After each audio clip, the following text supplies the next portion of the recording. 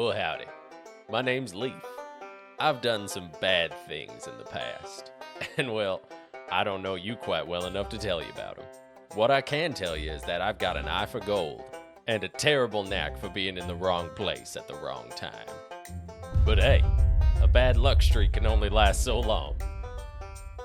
Right?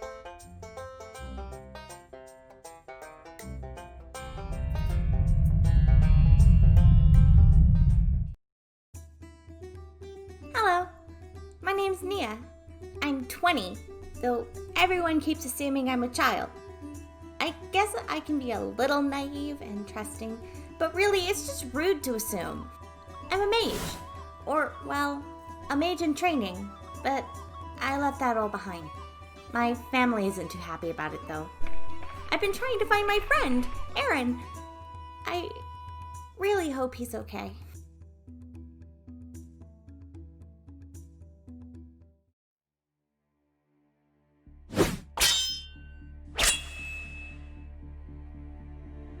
My name is SLOANE. I was raised in the north on stories of writing and war. I grew up to be one of the greatest fighters in my tribe, but it did not feel right. I tried to tell them that I did not want to fight, but then something bad happened on my last raid. I don't remember it well, because I woke up on a riverbank.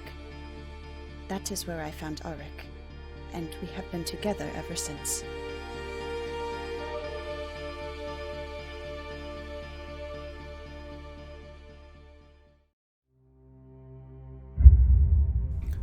Hello, I am Auric SOLARIS. My work takes me to the boundaries of the magical arts, and beyond where others dare not tread. When contemplating the cosmos, one does not always consider adventure. But I must admit, the barbarian, the zealot, this child, and even the cat bring a certain thrill to my work. Of course, they are also excellent and immediately available test subjects for my research. Naturally.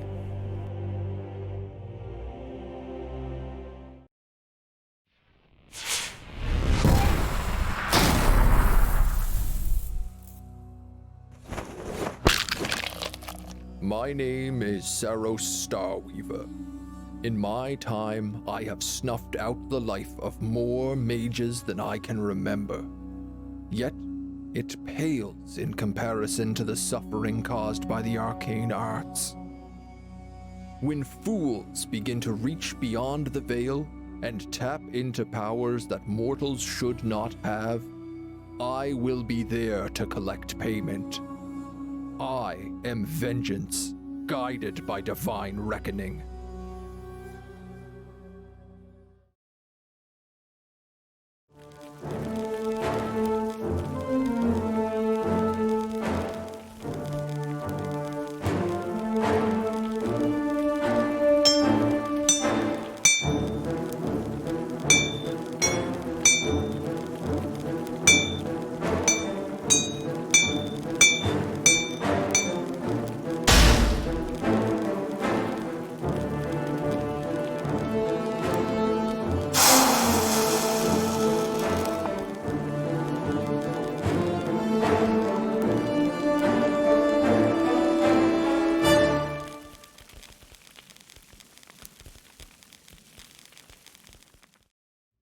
Oh gods, I'm lost again.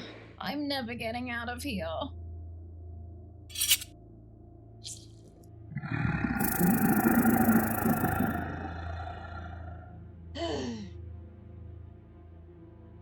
Sup? Dad! Don't do that! Whoa there, adventurer. You seem awfully lost. Maybe you should have made a map with dungeon fog. Best map making you're gonna find anywhere. What? Thanks. This is amazing. Dungeon Fog allows you to draw your own dungeons, buildings, and maps, and then populate them from a huge library of high-quality assets with new asset packs released monthly? There's no way anyone could get lost again. Not with these amazing adventure maps that can be printed or exported to your favorite virtual tabletop. You can have that one. Don't think I need it anymore. Ah!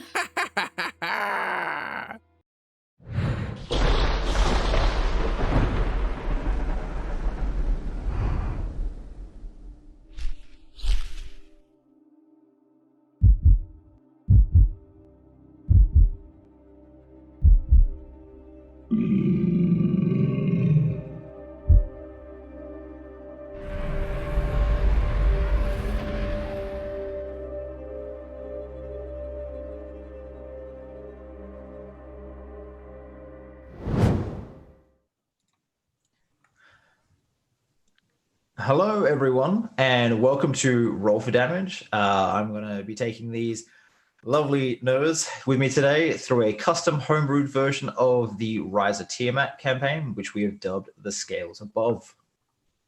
This campaign has been sponsored by Hero Forge, who have released the Hero Forge 2.0 color tools, which only recently went live. I think it was the end of last month. It's an excellent tool for character creation. We've had the entire team here make up their minis. They're being sent out to us, so I'll be able to show you them pretty soon. But if you want to see us make those miniatures, we have videos up on YouTube right now for SLOANE, and there's more to come soon. Our second sponsor is Dungeon Fog, who provide an amazing map making tool, which all the maps tonight were made with, so you'll be able to see what they look like. And we will have a tutorial video up by our producer Veg sometime in the weeks before Christmas. They have free trials, which I highly recommend you all check out. Also, thanks to Brett Byer for once again providing awesome art, as you can see on the screen right now. And to all these wonderful players for joining me tonight. So I'm going to go through you all once again, get you to say hi, where you're from, starting with Auric, played by Sean. Hey everybody, as Nova said, I am playing Auric SOLARIS, a very space case, distracted, semi-immortal star elf wizard who is experimenting with very dangerous dunamancy. Happy to be here. I'm from Paradise RPG channel, where I DM our flagship show, Advantage in Paradise. I'm sure Shannon will have more to say about that when we get to her, but happy to be here. All right. Next along, we have SAROS, played by Agent Number 1. And what I'll do is I'll get, as he finishes, just to go down the line to Nia, then SLOANE, then Leaf. My name is Agent Number 1. I am playing SAROS STARWEAVER, our mage hunting Witcher-esque character, I guess. Is what you said. I am part of the Wonders and Blunders crew, which I'll leave for Mike to talk about a little bit more. I'm also part of Roll for Damage, and you can also find me over on my own Twitch channel, where I stream a couple days a week doing Total War and RimWorld. And I'll pass it on over to Whistle. Hi, I'm Whistle, or Shelby. I'm from the channel Whistle While You Work, where I tell stories of my D&D antics and draw whatever fun D&D stuff comes to mind. And I'll be playing Little Miss Nia ARIAN, our rather strange, kind of unexpected, childish little mage. Yeah, I guess I'll pass it off to SLOANE. Hi, everybody. I'm Shannon, and I will be playing our barbarian SLOANE this evening. I am also from Paradise RPG. Over there, I play Scarlet, our party rogue. And we have a lot of programming going on. We have the Tim and Shannon Power Hour on Sundays at 7 p.m. Eastern. We have our flagship show, which Sean mentioned, Advantage in Paradise, that just celebrated a one-year anniversary. That's on Mondays at 7 p.m. Eastern. Wednesdays, we have Cardboard Contenders with Clayton, where he plays some board games. A lot of fun. Thursdays, we have Relaxing in Paradise with Sean, where he gets away from his players for a little bit, though we troll in chat, so joke's on him. But then on Saturdays, we've launched our new monthly stream, One Shots in Paradise, DM'd by our very own Stefan. And tomorrow, or later today, we are going to be having a very exciting charity stream called Unmasking Mental Health. And we are going to be raising money for Take This org. So if you are around at, what time are we starting? 1 p.m. 1 p.m. Eastern. We'll be playing tomorrow in Paradise. Love to see you there. Mike, your turn. I'm Mike. I'm playing an unlucky tabaxi sort of thief, sort of guy who just gets hit with everything, or as known by the true main character of this campaign, Bob, the Catman. I'm the DM of the Wonders and Blunders podcast. We're like a cute horror comedy D&D podcast. You can check us out at wonderandblunder.com or wherever you get your podcasts. That's all for me. Back to Nova. All right. So a few things before we start tonight. Foundry just did an update last night, and I did not check on everything before we started. So completely my fault. There might be a few issues, but we'll just have things that don't work rolled by dice on desk next to us, and the players will be very honest about their rolls. How do we play this pen and paper RPG? Yeah. I never lie about my rolls. How do we do this without computers?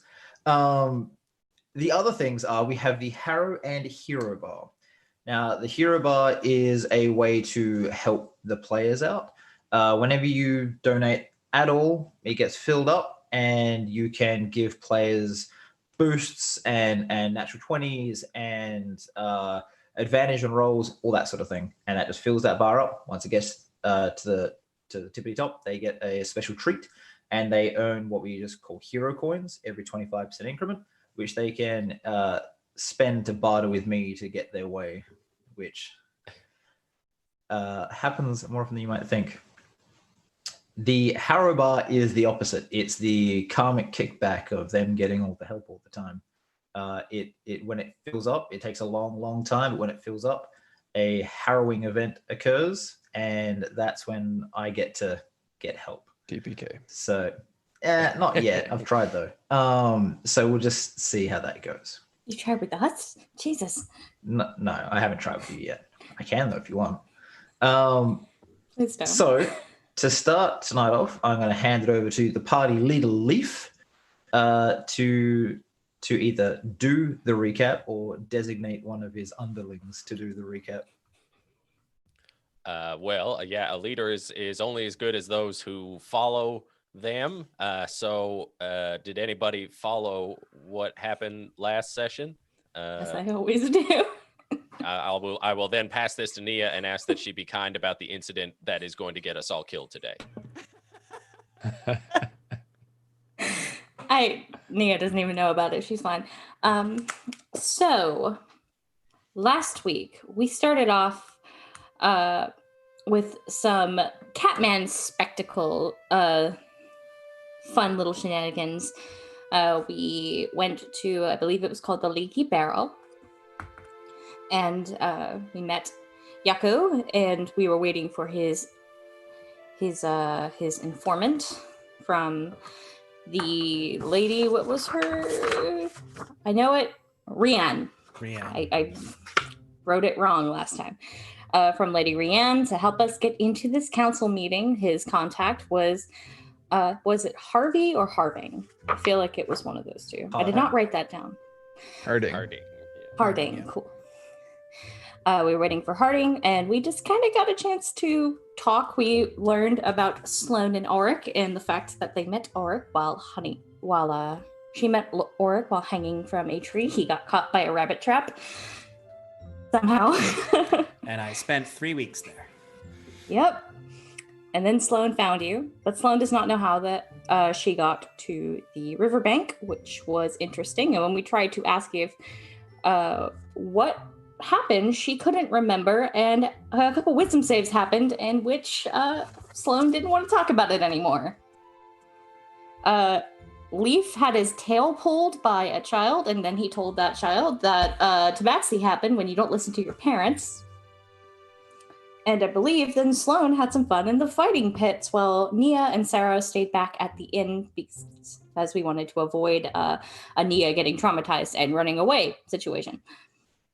I believe there was a man named Steven that Auric ran into and wanted to bet on, who was solving a dispute over a cow, won his dispute. Yeah. I believe he 1-2 knocked out his opponent. Sloane was put in the fighting pits and brutally murdered someone. I believe Almost she ripped died. their... Yeah. He was But then she ripped their head off with a maul. So I think she got my them sword back. axe. Thank you very much. Well, no, you stabbed it into the ground. Like, you pinned them to the ground. I wrote this down, and then you took their maul and, like, I did do smashed that. their head off with it. The details are fuzzy. Back at the tavern, however, we got some interesting stuff about Nia's little journal, where SAROS was able to translate some of the stuff Nia could not read, at least properly, because of how comprehends languages work.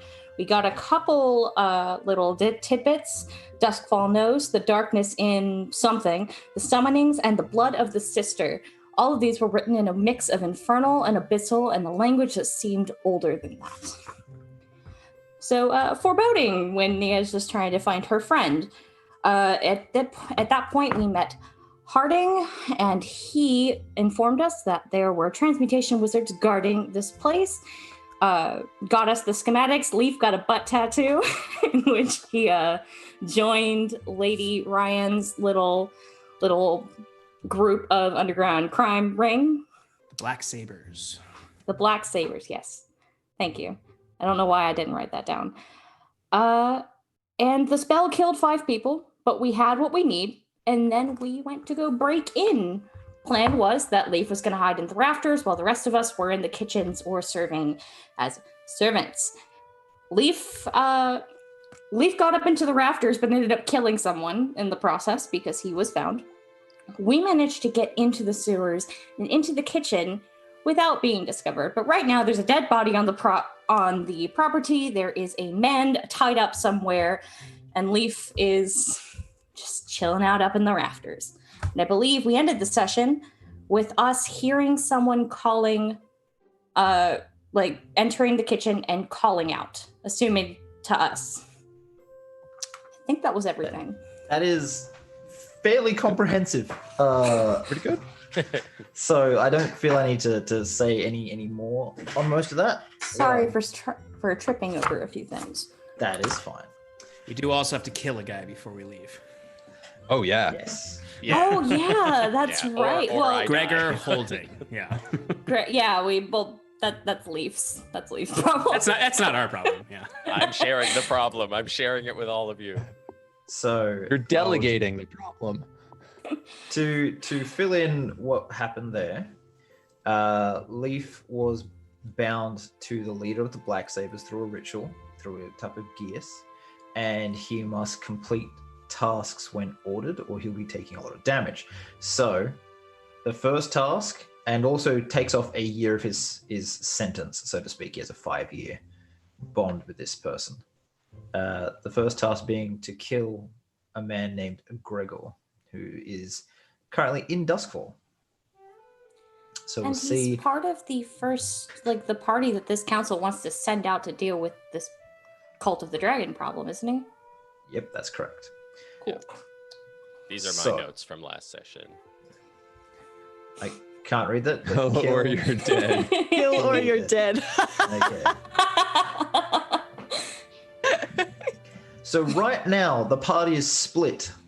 You have SLOANE, Auric, SAROS, and Nia hiding in a grate, or hiding under the grate in the kitchen, which connects to the sewers.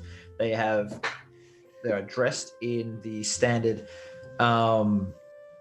robes and outfits of the servants here, and I believe they're leaving all their weapons underground. While elsewhere in the council chambers, Leaf has climbed the walls, because he's a tabaxi and they can do such things, to get into the rafters of the dome where it's very shadowed, and he is going to be waiting there until the meeting starts. So, Leaf. As light starts to stream into the room, obviously the sun is up at this point, and you hear commotion from outside. People start filing in, and beneath you, you can see basically 4 stories down is a room with a plinth that people can stand on to address the council, and the upper floor is a ring of like thrones that have a lower area behind each throne where their like entourage can sit. So while you're up there, you see 2 doors open and people start filing in, and they take their seats. And over the course of the next half an hour, you can't really pick up much because it's all low murmurs between just the delegates on the thrones and their entourage. Can I get you to roll me a perception check as a man stands up? Uh-oh. I thought this might involve perception checks. That's an 8 plus 2 is a 10. Okay. So a man stands up, bangs a gavel, and starts speaking in a low, sort of rumbling voice. It is a fairly well-built human, but his voice is too low, you're too high, you can't quite catch the words going out. He seems to be sort of like the whoever like leads this delegation, who controls who speaks at any one time, though he's not sitting in the primary throne. On that, you can see a very heavy-set dwarf with a tall golden crown and what looks to be ceremonial plate armor. Can I get you to roll me a second perception check for the second speaker, whoever's being told to stand up first and have their turn? Okay, I'm excited to fail 9 of these in a row. That's a 12. Oh, wait. Oh, that's persuasion. That should be a 12. It was a 10 plus 2. Okay. This one, you don't know how many speeches I wrote out, just in case you do get all of these or don't get all of these. Oh, don't you worry. I've got 7 wisdom. I'm not hearing a thing. Okay. So,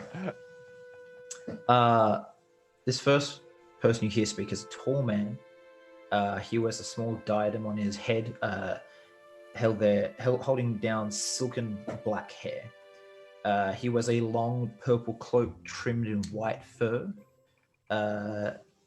You find it hard to look directly at him, like your eyes feel heavy and pulls your gaze down. When he does speak, you feel his voice echoing in your mind and thrumming through your chest. He stands and he sort of looks across everyone. Yatrodale is under attack once more. The demons with their barbarian hordes are gathering from the north and the west. My elven allies are also under attack by the devils from Yador. Those in my homeland have had their homes burnt, and a dragon cult active in their borders, which they have failed to put down despite repeated promises. And he looks across to an elf as he says this. Goes back to looking around, eyes settling on the dwarf at the primary throne. And to maintain the Abyssian weapons provided, I've had to shackle my magical might. I request that we lift the magical ban, and I request furthermore 3 regiments of infantry, 1 regiment of horse, and as many slayers as you have. If 600 years ago the great heir had not brought the judge and his angels, your pretty city would be ruled by cavorting demons. I implore you, send help, or this dragon cult will be the least of our problems. And he sits down. You can see that his words are getting sort of a mixed signal around the group. Some seem insulted by what he's saying, some are nodding, and murmurs rise up from everyone as we move across to the people below the kitchens. Oh dear. So, you were down there, and as dawn breaks, you hear the sound of keys in a lock above you. Kitchen door creaks open. Hello? anyone here? I was told someone would be here. Who? Hello? And she's looking around trying to find out where you are. Can the grate be pushed up? Like, can it Yes. be? Nia will like push up the grate just a Okay. little bit. So you climb the ladder, you push up the grate. It's not secured very well, so things can be dropped down. And as you're doing it, you see a pretty young tiefling girl with curled horns, kind of like a ram, and one of them is etched with a rune. You push the grate aside, and I imagine you climb out, not just stand on the ladder. Yeah, no, I don't trust my decks for that. No, I just climb out. Is this rune like one of the branding runes for mages? It is one of the branding runes for mages. Look at that. I didn't even need to roll. I just figured it out. Paying attention. It's not allowed. That's cheating. Is it just you? And No. pulls no, out. I have. No, there's a few of my friends. I Below. would follow up behind. I'll go after SAROS. Okay, so you all make your way out of the room, and I'm going to just shift you to the map so you know what room you're in. So just wait a second. Auric, let's go. Stop reading your book. Does sound like Auric. What's that? Oh, it's time. I wanted to let me I thought it was barely past midnight. There we go. Whatever. That's good enough. So we're Auric, like it's like 6 a.m. we're in like waiter costumes. Servant Yes, I do not you like are. these clothes. They're I not have- comfortable. Just activated the little map for you. So you should all be on the council chambers ground level in the little Hey, look kitchen. at that. Just so you know where you're at. Just waiting for it to load. Yeesh. So, she's like, there's going to be a morning council meeting today. I've never really done this, let people in before. Is there? I guess you should know that after the session, Prince Mellenbrack has hired the easternmost chambers for a meeting with the Emperor Rosenrat, and he wants like a light brunch prepared. Can any of you cook? I've cooked in the forest before. How hard could it be? Oh no. No I one? don't know how. I'm sorry. I mean, we've cooked enough to get by. I would not say that any of us are culinary experts. Okay. Well, his order was for a seaweed salad, roasted waterfowl, and a cheese, mushroom, and olive board. Are you going to be capable of doing that? I think we have books that explain it all. If a book explains it, I could probably figure something out. How hard can it be to put some cheese and olives on a board? I'm more concerned about roasting the duck. Well, I'm certain Well if we experienced follow- in campfire. If we have directions, I don't see why we can't accomplish this. Well, okay. Are you? I wasn't told what's happening. Do you have a plan here? Should I know it or should I leave? You should leave for sure. You're not going to hurt anyone, are you? I sure Not hope likely. Okay. My shift isn't meant to end for a few more hours. I'll just go wait outside the council doors, and if they need anything, I'll come tell you. And she sort of walks out, and she kind of say, do you want this door locked with you in there, or do you want it left open? Does it unlock from the inside? I have the key, so no.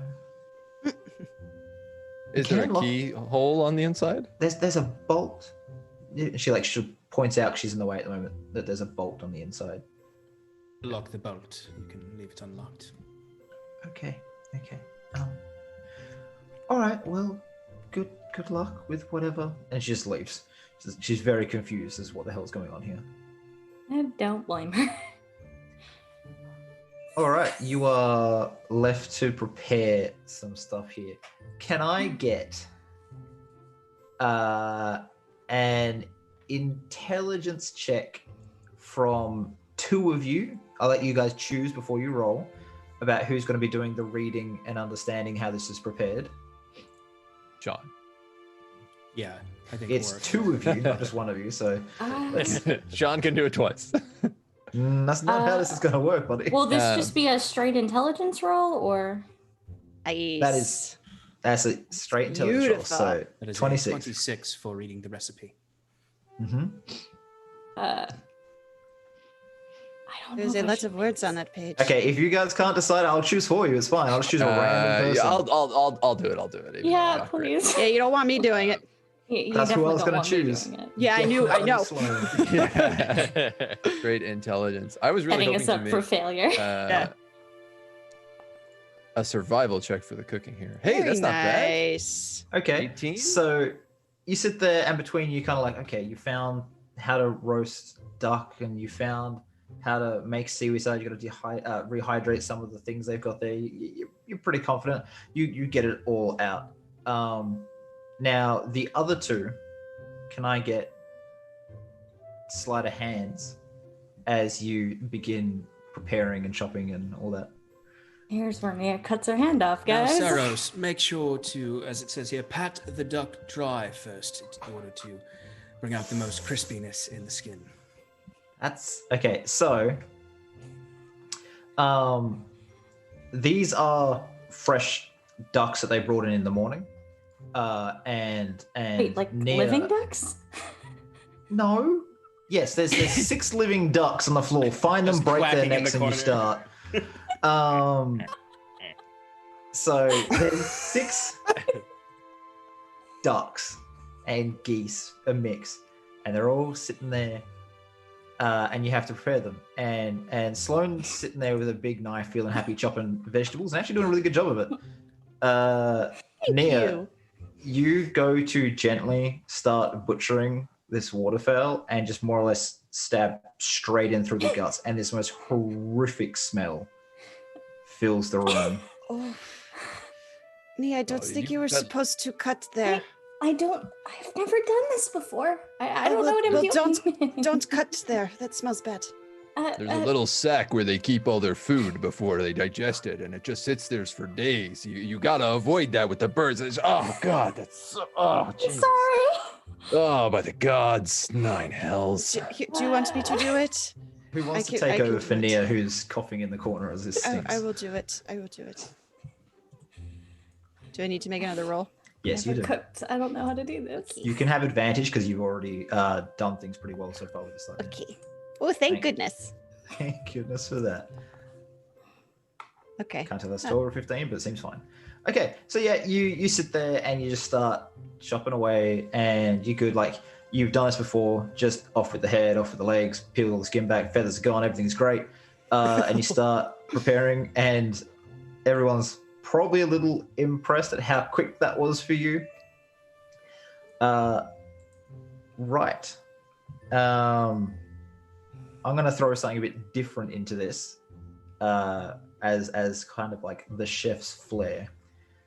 2 of you can make performance rolls to make this a very, very nice dish, not just like standard fare. I want to do one. She's just like I'll do salt, lots of salt. Just undoes the lid. Just the full salt bag. Oh, yeah, that's exactly what she does. Just assault. Just gonna give you bardic Okay, that's inspiration. one from Sloane. One of you can shoot. Who else wants to do a My check? performance actually isn't terrible. If you guys Wait, want to let me so try. who else wants to do it? I Mine saw is someone else very raise their hand, right? Sean raises his I'll hand. go. That's a 6. Okay, so we both got 6s. No, that's not enough salt. so you sit there and you take the seaweed. You sort of, it's a bit boring to you, so you start adding salt and adding salt and adding salt, and it begins to just be far too much. It's just salt at this point. Salt with a side of seaweed. And Sloane, I believe I've heard if you add sugar, it you counteracts knew where I the was going salt. with this. Oh. So Okay. Sean, Poison as somebody. Auric starts just getting scoops of sugar to even it out, and you more or less have like a seaweed sludge at this point. Does that look right, Saros, Nia? I've never It had should be anything full of like all the this. right nutrients. That's what you need. Okay. Yeah, no, I'm pretty sure this doesn't look like any fancy dinner I've Okay. seen, huh? Can I make a survival check to know that would basically poison someone? You can.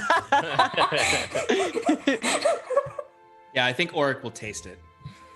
Let him make the survival check first. Yeah. Good point. Good call. That is about 99% the lethal dose. Yes. I like the presentation. I think it looks appealing. It's got a good color to it, nice crystals, but frankly, I don't think that's the kind of thing they like eating in these big cities. I don't know why, but it might be a little too much. I think we should dial it back and go more seaweed. More Should we color. start over? Okay. So as you guys start over, I will shift back across to the council chambers, where I love this We- minigame. you are doing your absolute best to listen in to what's going on, but the murmuring is still just a bit too much. You can roll another perception check. Doki. That's a 5. Okay, so from the murmuring, you pick up nothing. It's just too many low voices gathering around. You can't pick out any individuals. You do see a lot of people sort of like looking towards this emperor in his seat, and a lot of the entourage is sort of like trying to look up to see what's going on, to get a glimpse of him, but that's all you can really see from here right now. The elven figure that Rosenret looked at before stands to speak. Make yourself another perception roll. Okie dokie. Here it comes. This is the one. 15. That's not bad. Yeah, that'll do. This is Prince Mellenbrock. He is a very tall elf with a sort of crown of branches, which is almost in a simulacrum of a deer's antlers, and his hair is sort of wild and tusked through it. He's wearing a very simple set of green and brown clothes, except for his long cloak, which appears to be made of completely from gold leaf that has been changed somewhat to be a bit more supple, like actual living leaves. My home, as you said, is under attack. I am frankly insulted at the implication that we are doing nothing. Almost a full quarter of my people are dead.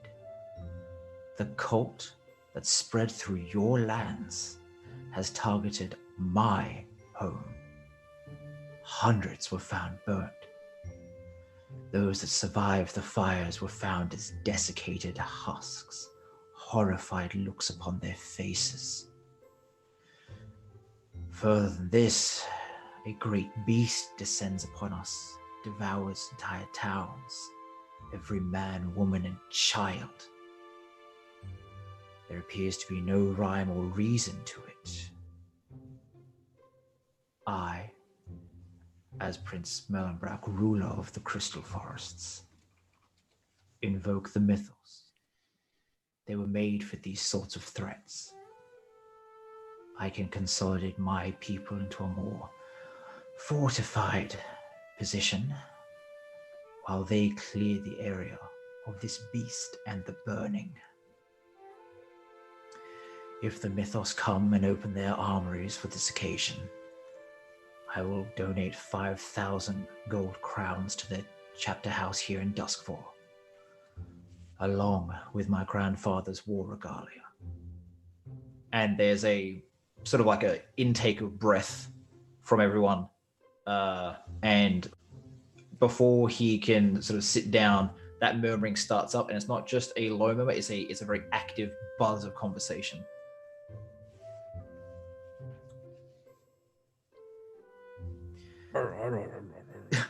At this point, Leaf, the shadows cast in the room from the small lights would indicate it's about an hour till midday. You've been sitting up here for quite a while. So about 2 hours to midday. And some of the side doors open and a small recess is had as groups leave. They go out into the playground. They play some square exactly. ball, swing on the swings. Exactly right. 15 minutes in the playground just to relax a little. Back in the kitchens. Oh dear. Can Did we I do better get- the second time? Let's see if you do better the second time. Okay. We won't. All right. Now, I would like either one person, one of the people that tried before and failed can do it again with advantage, and one other person can assist them for the last stage. Sloane's very Presentation? determined. You want a performance with assist? advantage? I do. Can I assist? Okay. You What's can. that I'd like face? to. I would like to give Sloane. Well, I guess can I even do this? We don't have our stuff. I can't give Bardic Inspiration if I don't have my stuff, right? I mean, you can give Bardic Inspiration just by saying the right thing. To me, it doesn't have to be like you play Okay. music or you sing a song. Great. You can just tell a story or something else. So go nuts. All right, excellent. I like to imagine it's Dunamantic Bardic Inspiration anyway. I guess yes. Auric will look Sloane directly in the eyes and like try to put on a smile.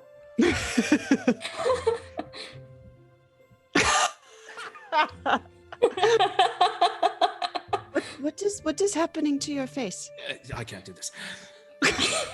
Just trust your instincts. What tastes right will taste right. But I recommend maybe tasting it before adding more salt this time. I must have fallen sway to your chaotic ways in the last effort, but just do what feels right. Taste it. Nia will help you through it. Okay. And the What flick of bonus his does she wrist. get? That is Bardic Inspiration. So my Bardic Inspiration The is, D6? I D8? believe, yes, it is a D6 because I am lower level Bard. So because you get advantage, That's better. do you want to add the Bardic Inspiration to it or not? Yes, I do. Give me a second. It's a D6, right? Yeah. So because he said it was Dunamantic Bardic Inspiration, we're going to flavor this a little differently.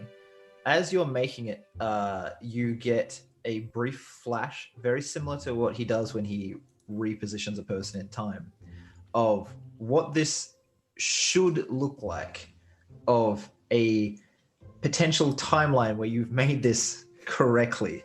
And you go to add like salt, and then you look down at what you've got, and that flash comes through your head, and on the table in front of you, there's no salt, there's no pepper, there's a little oil, but that's about it. Toss the salt over my shoulder.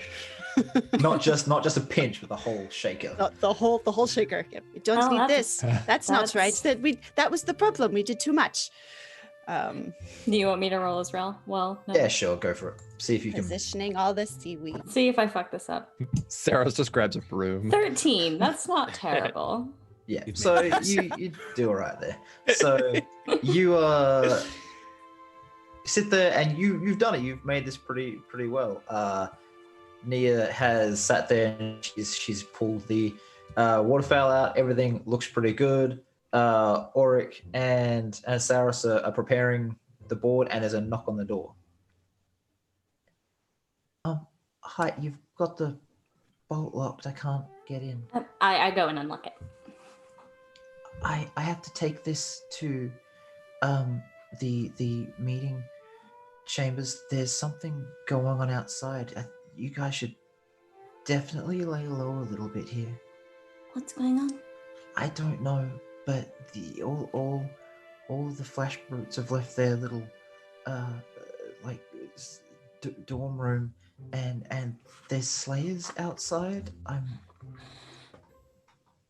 You told me to get away, but this place is getting locked down, it seems. Oh god. Okay. Can you just put all the food on that trolley and pass it my way so I can get this to where it needs to go? Yeah, sure. And Nia will go back to the others. And as we start like moving the food over, she'll like kind of quietly say, something's going on outside. We need to lay low. We might need to go back into the sewers. Means something's going on. She said that the wizards and the slayers are all outside. Something happened. She doesn't know.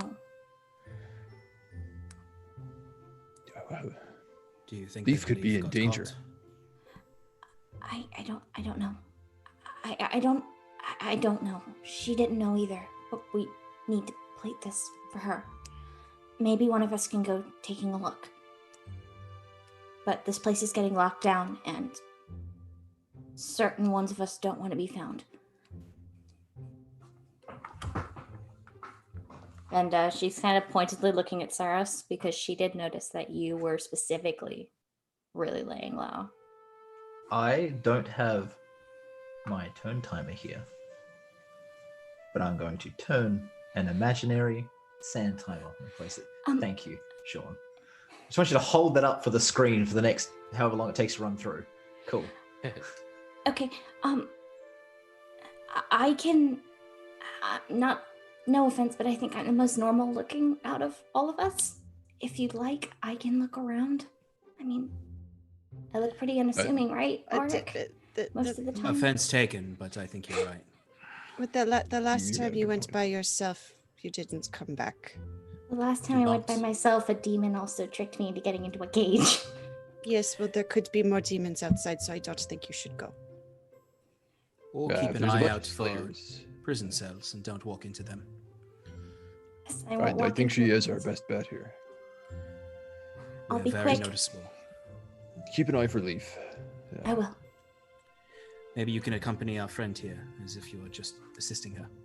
I can see. Okay.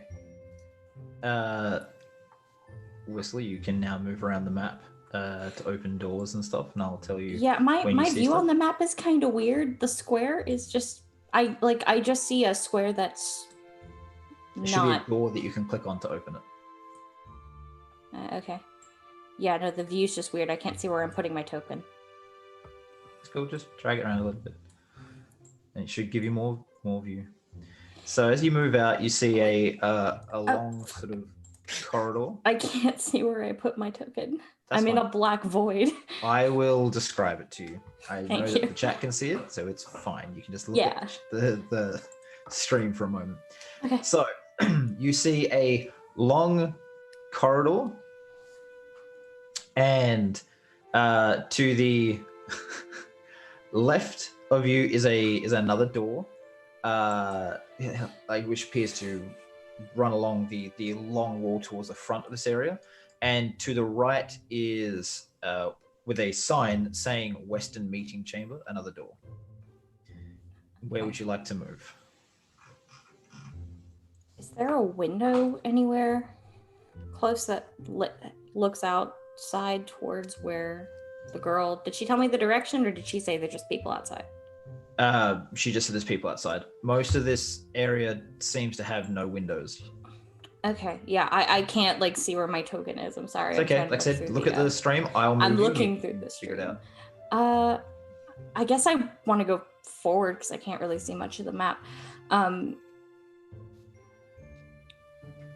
said there was the Western meeting room.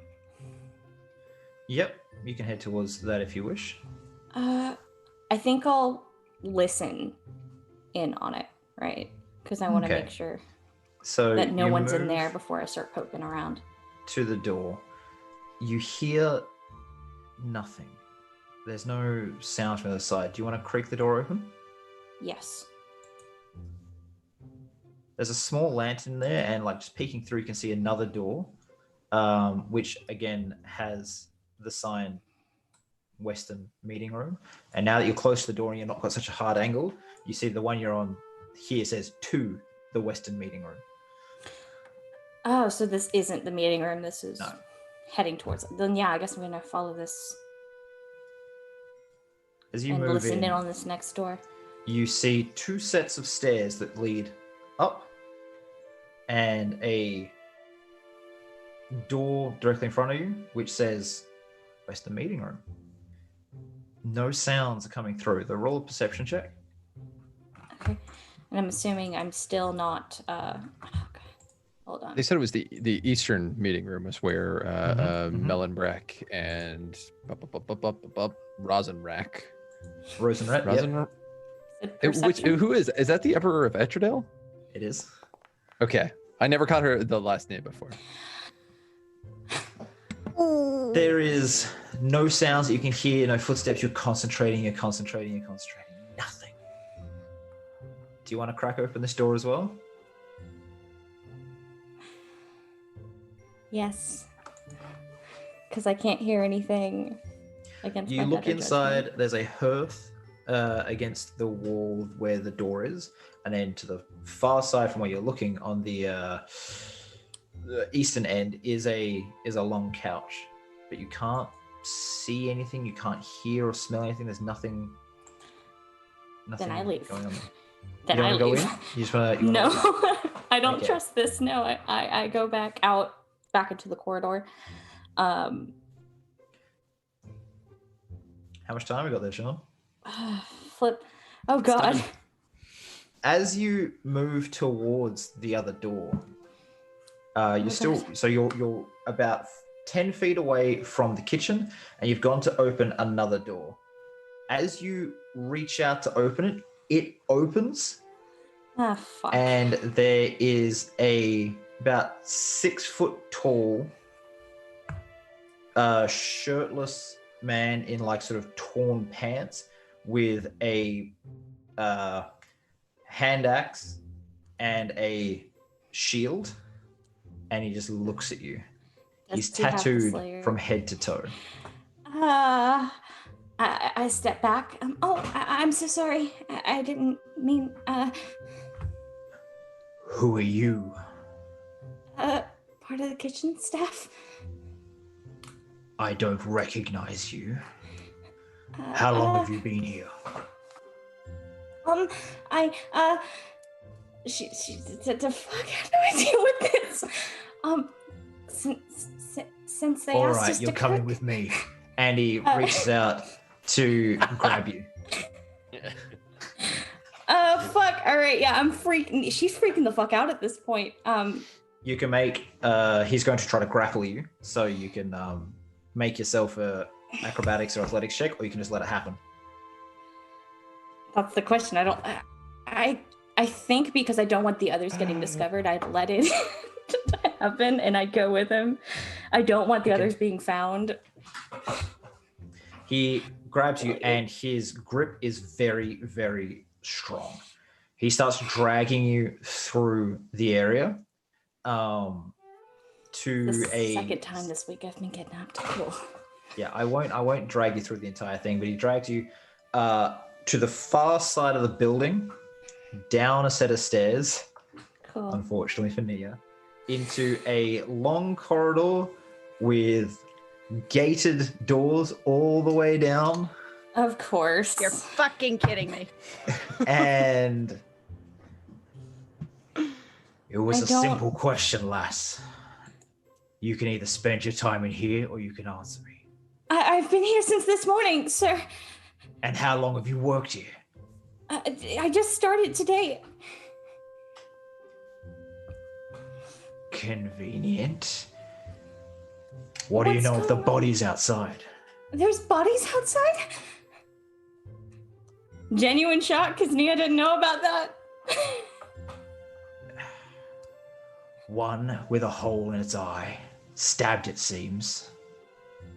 One with a broken neck. I don't know, sir. I didn't.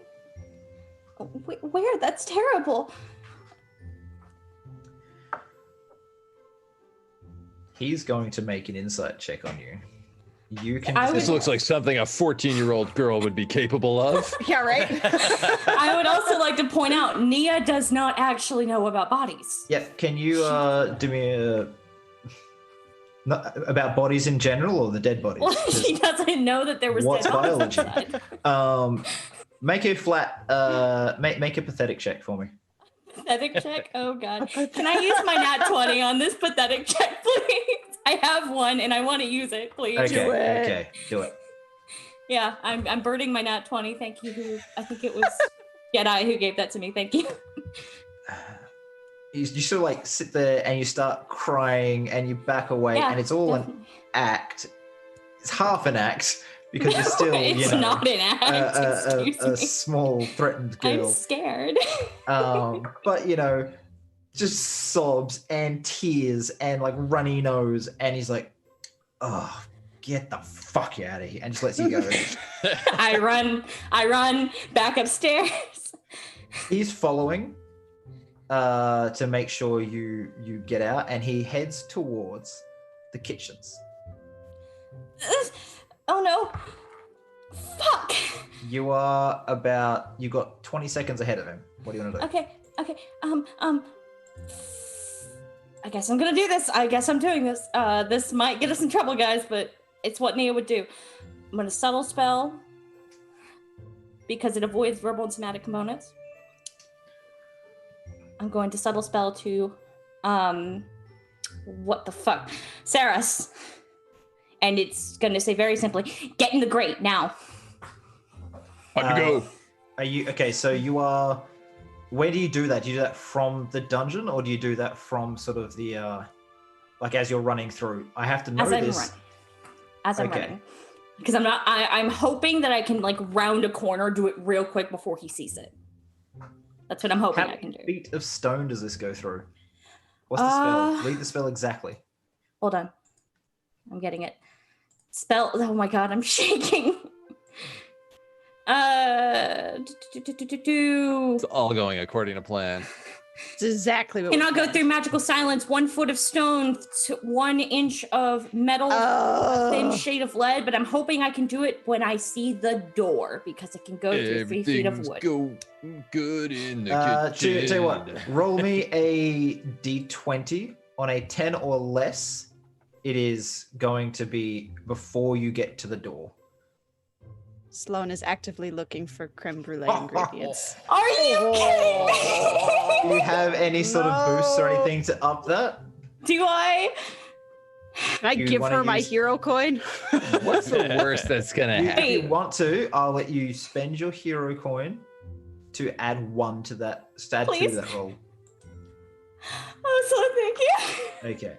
I see this as an absolute success. So you guys get this garbled message, like almost like staticky, like "Sorry, I'm going through a tunnel" sort of thing. But it's just like, "So, get great."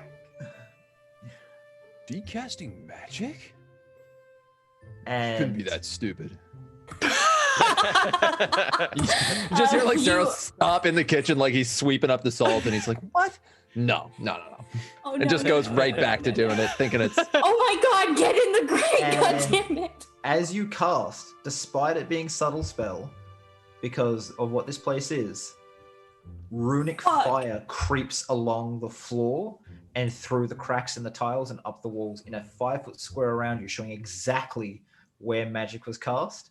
And as the Slayer opens the door behind you, because right now you are, and I'll show everyone on stream, you're there, and he comes through the door to the north, and he sees it spreading out. He's like, "Girl, get back here!" I'm running. He comes charging up behind you. So, Oh God. I want everyone to roll initiative. Okay. From Elite, Sounds about who has right. no idea what's going on. I'm so sorry, guys. Where's my token? One of us was gonna do it, so Yeah, well, I feel bad. the thing I'm worried about is that Nia's kind of freaked out, and that doesn't do very well with her stuff. As you're running and coming this way, and he sees us, he yells, "Mage!" And it's as if every single tile in this place is a speaker and microphone at once, because it just comes out of every part of the building. For the record, And it's not you letting start me roll. hearing running footsteps from all directions. You, Leaf, in the council chambers, hear nothing. It's protected. Oh, we can't be Um, every I'm assuming we stealth. hear it. Yep. So I need those initiatives, please. As I Yeah, I count can't my- do it without like an activated initiative scene or whatever. Yeah, same. Cool. Just Begin roll. the combat. Yeah. There's a button. I'm not gonna make an active encounter. Just use the dice roll at the bottom. Okay, what the hell is my initiative? That's the question. I had a pen. Ugh. +2. Okay. +2. I'll just do it over here. I guess we hear this mage boom out. Yeah. Oh yeah. You hear the mage thing. Yeah, for sure. You hear the mage thing. Oh boy. Well, I got a 19. I'm gonna. All right. Mine's what an have we 11. got here? I got We've got Saros at 13. Yep. We got Auric at 15. Yep. 10. Jesus. Oh, that's right, because you've got the thing. Do you want to explain to everyone what that ability is? That gives me my super big advantage or super big initiative. Yeah. I have temporal awareness, so I get to add intelligence modifier to my initiative. Holy God. Cool. Because I'm the time wizard. This is Uh, where I Sloan, ruined don't everything, don't forget to guys. add your modifier to your Yep. initiative. Yep. And he So, gets a plus 16. 11. Did you All get right, my let's just 11, order Nova? this. I didn't get your 11. I got your 3. Okay. Yeah, 3 plus 8 is my modifier. Okay, no so problem. 11. No problem. I'll get it figured out in just 1 second. So it goes. You're still last, so it's fine. Ouch. Sorry, that wasn't meant to be quite as like sassy. Rude. So sassy. And Resting Slayer DM Man. sass. Yeah.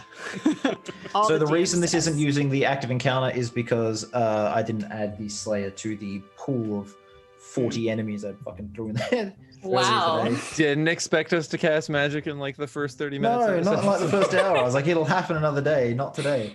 So, Do you know who you're playing with? I genuinely thought that if I subtle spelled it, it would have been okay. you hear that sound, and can I get you to, since you guys are not used to this or protected by it, make a Constitution save? All Everybody? Of us? Near right now. I'll do it everyone on their turns. Oh, okay. You're fine. Your ears ring for a second, but it's not as bad as you're expecting. However, this large man is coming right at you as fast as he can. I'm running as fast as I can. Okay, so you can move 1, 2, 3, 4, 5, 6 for 30 feet to there. And you see them all. You see Saros is just sweeping and he's stopped, he's looking out, and then like everyone's sort of cowering from that noise as you come bolting in, throwing the door open. And close behind me. Okay, so I'll say it's just your bonus action to slam that behind you. You got your action. Okay. Is there anything heavy I can move in front of the door as You quickly as can possible? bolt the door as an action, and you can start moving something, and someone can assist. You'll be assisting someone in there. I bolt the door and I start grabbing like the nearest heavy thing. Like a and try- massive, heavy oak table you've Yes. grabbed hold of. Next up is you hear these footsteps, and he gets to the door, but he had to move and dash, so that's it. Let me in now, girl! Not by it the hair of is- my chinny chin chin.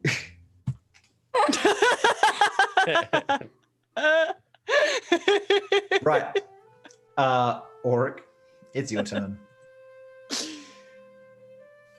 Okay. All right. So Auric will see Nia run in, hear that bashing on the door. Like, okay, this is what's exactly going to happen now. Auric will. I want to look around the room. Is there a place where Nia can hide? Not really. Inside the oven. Sewer grate. No, besides the sewer grate. Like, is there somewhere we could throw a freaking Not- tarp over her? Not really. This is a kitchen. There's no windows. There's just the door and the grate. It's not really made. Fire inspector would not enjoy this place. But there's no real place to hide. Okay. That changes my plan. Jesus. Okay. Yeah, I guess I would just back up and hold my action, I guess, to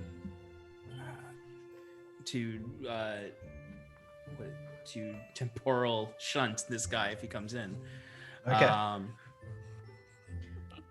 We'll move down to I believe it was SAROS next at 13. Saros is just like muttering to himself as he goes over, slides the grate off, and just jumps down the hole. Make an acrobatics check to like roll as you hit the floor. I can do that. Natural 1, 2 broken legs. Natural 20. Natural 20. Yes. I will allow Bonus you 2 to legs. have done that as a bonus action because Nice. you rolled nat 20. So you still have your movement, which you can use to open the box and grab weapons. Great. I'm going to do that. And then I will use my move action to move down the sewer. No, good. Just leave. You're Okay. out. Yeah. No, I'm grabbing. We're in the middle of an embassy during a massive diplomatic meeting. No, I don't blame you. Freaking go. Yeah. Please live. Haunted mage All right. slayer. Maybe if we could hide Nia, we could have said she's ran through the sewers, but no. Yeah. we gotta No, go. now we can't. Sloane, it's your turn. And Okay. Nia's like just pulling at a table trying to move it. And she's too weak. Okay. Probably All right. sobbing. So what I want to do is I want to like help her finish moving the table, but I also then want to get on the table and throw my shoulder against it. Okay.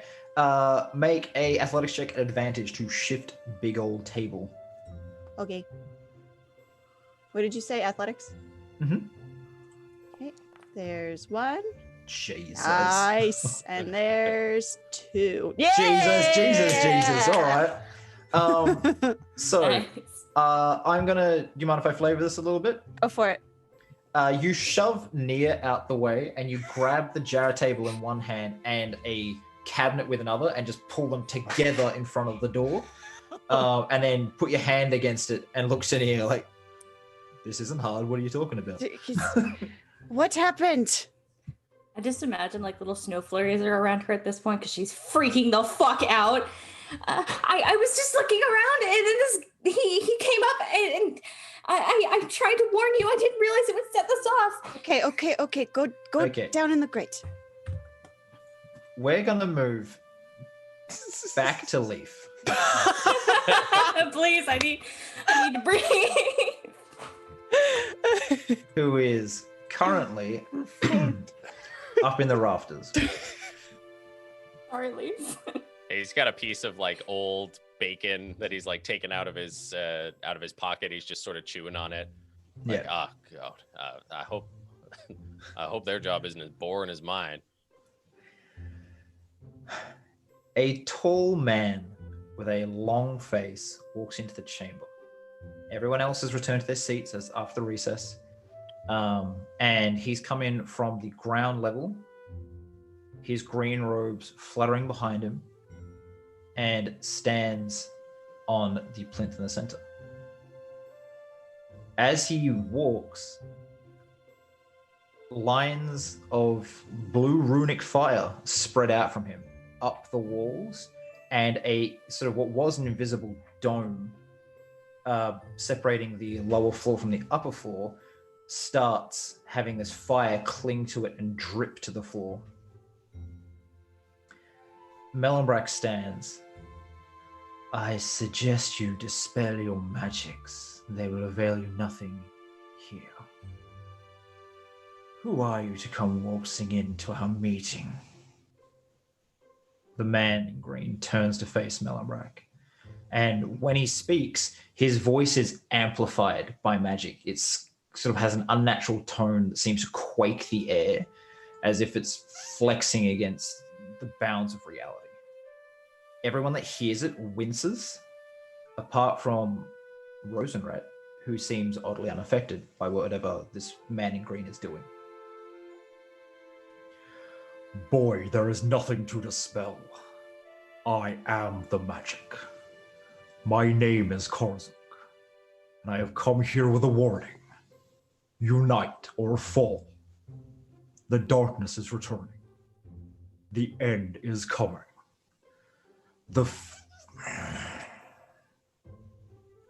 Ancient curses still hold true, it seems. This world is ripe for the taking. A foolish god invited destruction by locking the planes in stasis. But the cosmos needs motion, needs chaos, as much as it needs law and order. The cracks are appearing. But while the judge's first law holds true, we can expect no direct intervention. No gods can come to our aid, and only they, or the titans of old, have the power to stop them.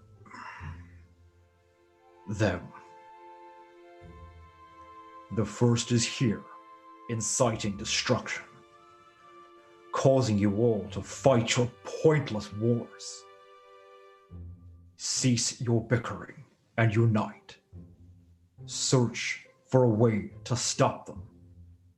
Ignore this cult and their insignificant dragons. Face the real threat. Do not be as blind and stupid as your predecessors. Mellenbrack stands. Get this man out of here. And a slayer comes in from outside. Karzuk turns at the oncoming slayer, points a finger casually at him, and I'm going to see if this does enough damage.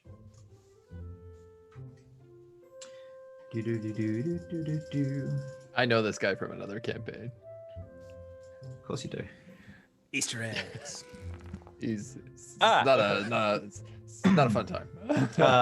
And with a very small flash of green, the slayer turns to a fine grey dust and just drifts in the currents around the chamber that Karzuk seems to generate, and this runic fire is creating a lifting as it heats the air. With that, we'll move back to the kitchens. Oh, Jesus. Yep, that's right, Sloane. Nia, it is your turn. Like I said, she's freaking the fuck out at this point. I guess I'm gonna fucking follow. I guess I'm gonna follow SAROS down the sewers. We have to go. We have to go now. Okay.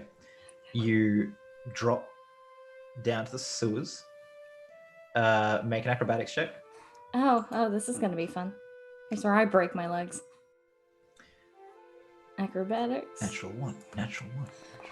What is wrong with you? I'm a monster. Oh my god, that was almost a natural. So you hit the floor, you stumble for a second, you put your hands on the crate that was down there that had all the weapons in it. I don't believe you had anything to take except for just your standard clothes, yeah? Yeah, just my armor and my clothes. All right. So you just throw that under your arm, and do you want to keep on running? Yes. All right, so use your action to dash down the hallway, seeing Saros's back ahead of you as he's just bugging out. Just freezing the ground as I go. Yeah. The runic fire doesn't seem to be down here as I'll say you unconsciously prestidigitate snow flurries around you. Not doing it on purpose.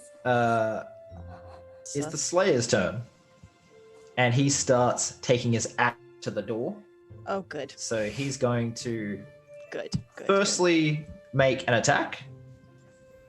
Hey. Nah. I want him to cut through the door a little, because then I can. Did I just rolled a 1? Yeah. So You were wanting a nat 1, man. he hits the door and it's reinforced, and you hear him, oh, fuck. And he throws something, and it clangs off the ground as he's broken his axe. He just throws his shoulder against the door. Gonna make this an opposed athletics with Sloane. Okay. Regular rolling this time? Check. Yeah. Oh. Roll. Do worse. Too much worse. Oh. Why is it showing me his near? Oh, because I clicked I- on near. Silly me. So he throws his shoulder against the door, and I'm going to give you advantage because you have moved things in the way. I had forgotten until just then. It's not any better. Okay, Still so defeated. the whole thing just like shifts open, and he gets his shoulder in there and starts pulling through. Can I see him? You can see him. He has. If you hold an action against the end of the turn, do you still get to act? It's until Yeah. my next turn. Yeah, I can Until do your next special turn? reaction until my next turn. Yeah. Cool, go for it. He like leans in and he starts pushing open, and there's like this "Here's Johnny" look on his face. Okay, I'll cast the spell. All right, so he needs to make a Wisdom saving throw, DC I'm going 17. to double check what his saving throws. They are not Wisdom. Cool. I want to ask a spellcasting question. Can you cast this without your book? I have my book. I never got rid of it. Oh, you kept it? Okay. When I left the ship, I had nothing but my book. That and my slid in a coin purse. 19. I was like, haha, excellent. So as he reaches in, his hand like reaches out to your face, Sloane, and you can feel it just about hit you, and then he disappears. This is weird. Auric, your turn. It is time to run. We have 6 seconds. Go now. And then Auric will go up next to Sloane, and he will touch the table in front of the door and cast Immovable Object. Of course you would. Nice. All right. Very, very, very clever. And then he would start leaving down the grate. Are you going to climb down or jump down? I will take the time to climb down. Okay. So you just get to the bottom with your movement. I will use my bonus action to... Nope, I'll save that in case we need it. Okay. Runic fire when he casts? Yeah, it does. It's this entire room is now glowing bright blue, and you can feel the heat, but nothing that belongs to this place burns. Saros, it is your turn. All we had to do was put a couple of olives on a piece of wood. All we had to do was not cast any magic. All we had to do was keep quiet and be there in case of an emergency and not be the emergency. And that's my turn. Okay, so you just keep running as is saying that. Okay. Yeah, I guess it's probably a bit of a run, especially if they are running behind me. But I think he's muttering this more or less to himself. But if Nia is slightly behind me, just loud enough for her to hear. She's about 30 feet behind you. Cool. Yeah. So, right. So that puts it to Sloane, who's like now in the room by herself. Yeah, so she's going to like look at the door where the guy just was, very confused, and then she's gonna look down the grate where her friends just disappeared, and like know that's where she needs to go. And she know Auric just did something to the table, but she doesn't trust it, so she's gonna pick up like a sack of flour or something. She's gonna put it on the table in front of it, and then she's gonna go down the grate. All right.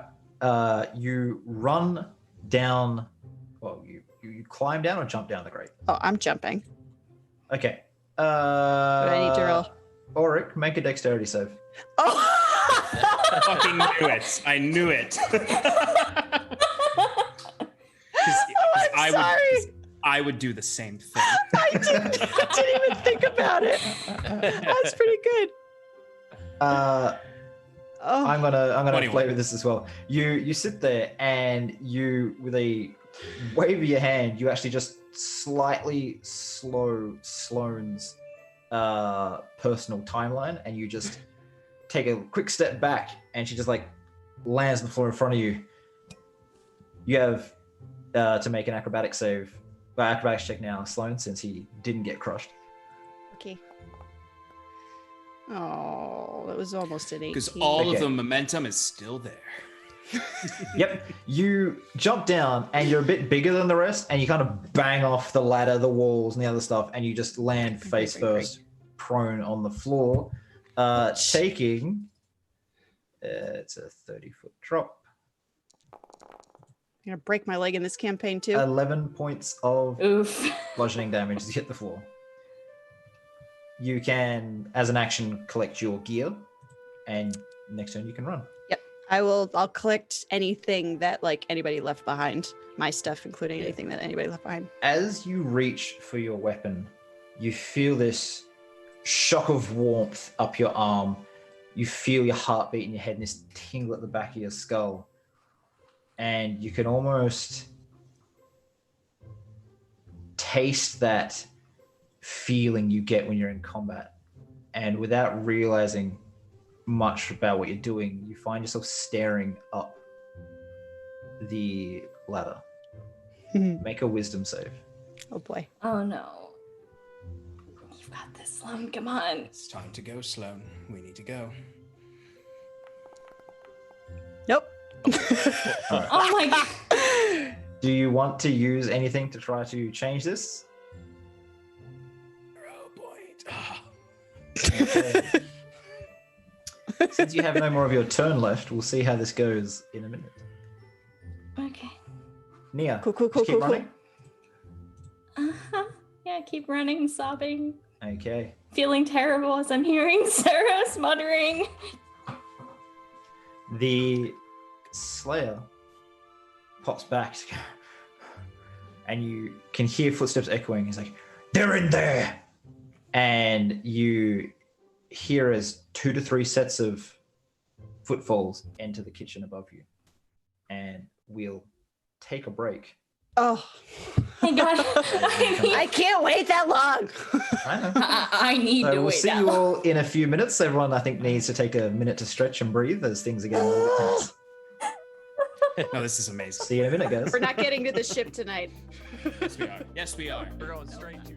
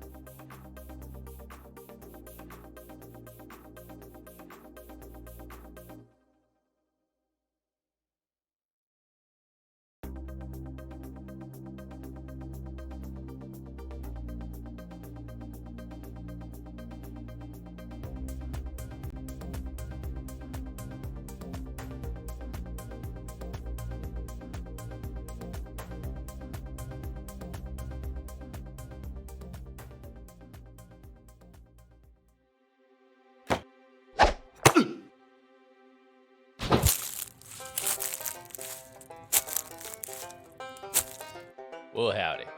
My name's Leaf. I've done some bad things in the past. And well, I don't know you quite well enough to tell you about them. What I can tell you is that I've got an eye for gold and a terrible knack for being in the wrong place at the wrong time. But hey, a bad luck streak can only last so long. Right?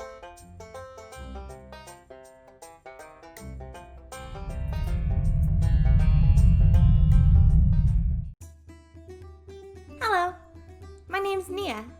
I'm 20, though everyone keeps assuming I'm a child. I guess I can be a little naive and trusting, but really it's just rude to assume. I'm a mage. Or, well, a mage in training, but I left that all behind. My family isn't too happy about it, though. I've been trying to find my friend, Aaron. I really hope he's okay.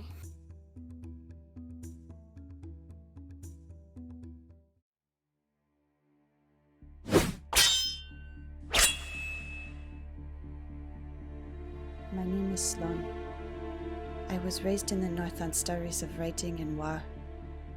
I grew up to be one of the greatest fighters in my tribe, but it did not feel right. I tried to tell them that I did not want to fight, but then something bad happened on my last raid. I don't remember it well, because I woke up on a riverbank. That is where I found Auric, and we have been together ever since.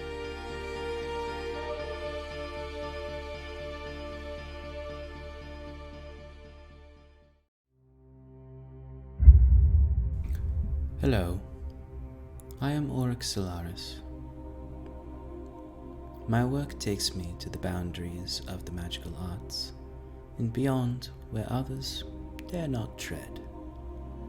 When contemplating the cosmos, one does not always consider adventure.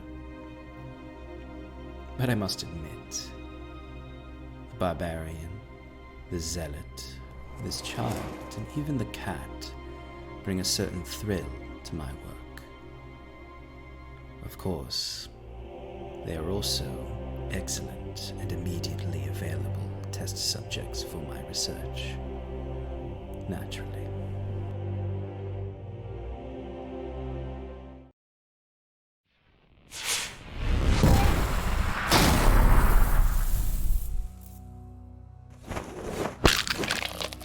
My name is SAROS STARWEAVER. In my time, I have snuffed out the life of more mages than I can remember. Yet, it pales in comparison to the suffering caused by the arcane arts.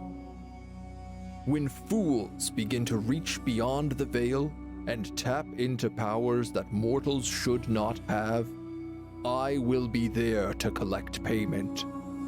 I am vengeance, guided by divine reckoning.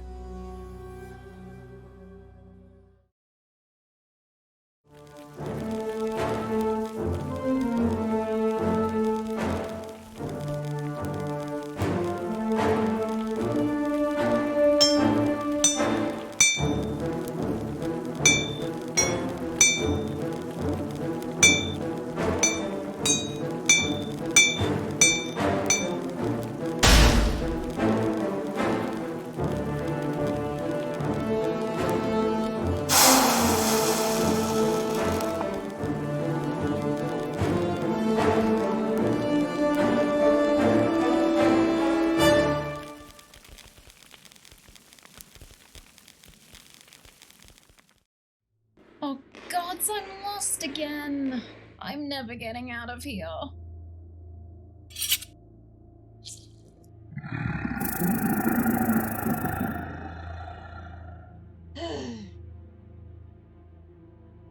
Dad! Don't do that!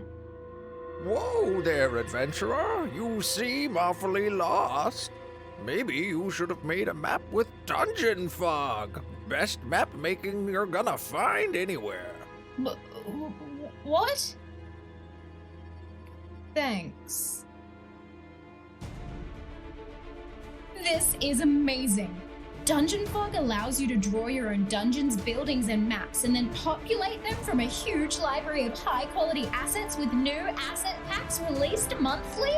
There's no way anyone could get lost again! Not with these amazing adventure maps that can be printed or exported to your favorite virtual tabletop. You can have that one. Don't think I need it anymore.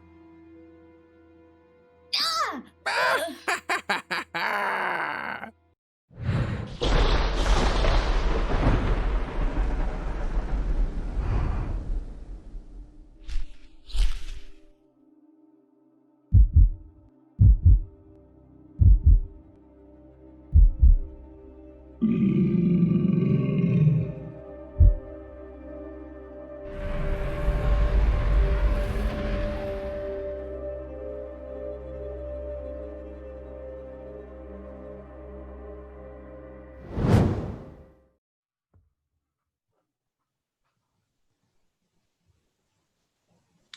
Hi, everybody, and welcome back to Roll for Damage. We've just come back from our short break.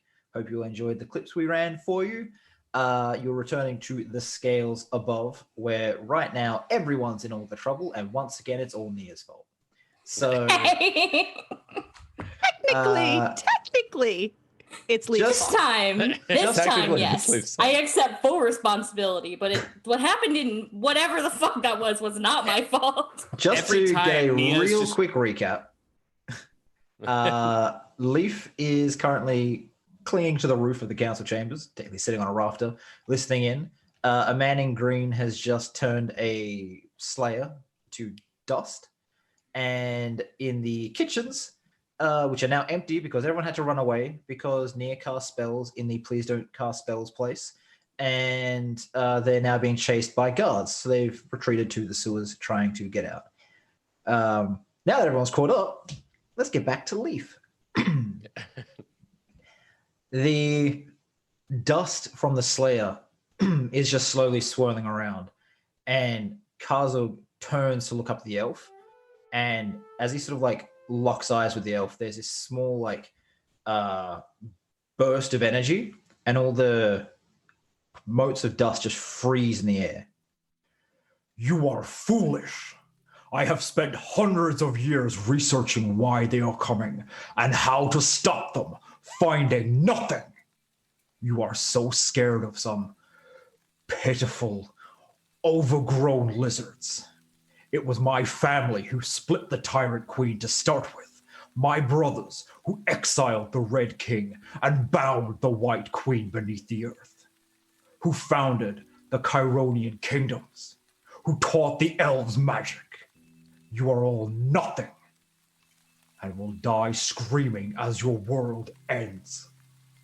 If any of you wish to be saved, I will give you until sundown to find me at the center of what was once your thriving trade center. And he turns and walks out of the chambers. And as he sort of closes the door behind him, all the motes of dust just slowly hit the floor. Let's kill that guy, is eh? Is that some servant to another? Yes. I've seen Sorry if this. that was too loud for everyone. So, there is a hushed silence over the council chambers. And as the meeting slowly begins to gain some conversation again, a tall, attractive, maybe in a human equivalent, 40-ish year old tiefling woman whispers to someone, gets up from her throne and walks down to where her entourage is. Make a perception check. Leaf. You got this, Leaf. I doubt it. 14. You can do it. She is talking to Harding, who nods a few times to her and makes his way out of the chambers. Back in the sewers,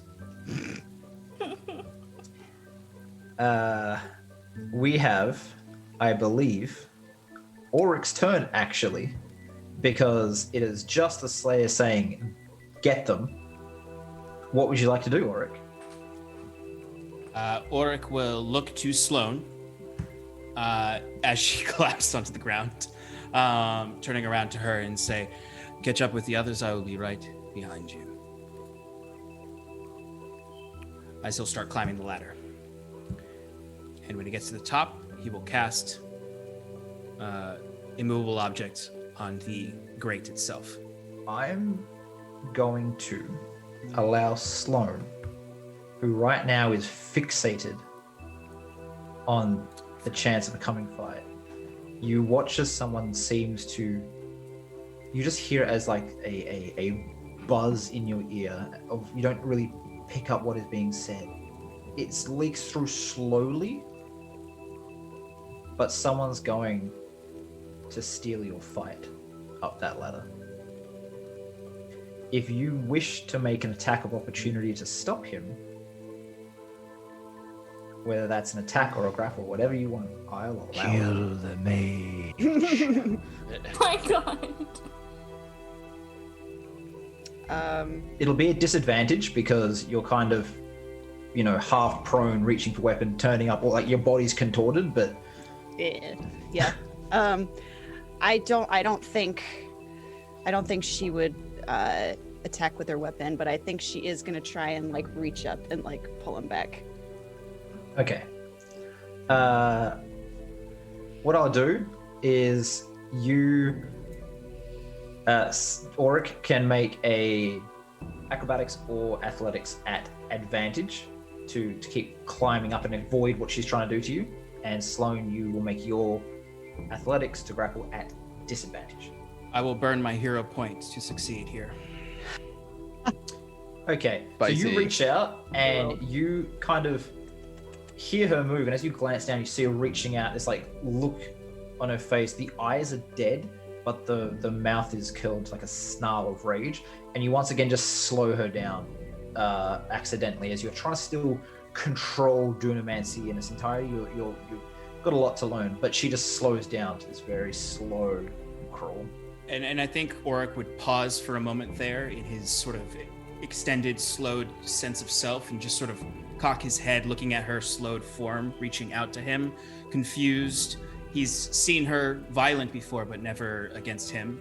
And he takes a moment, his eyes furrow, just,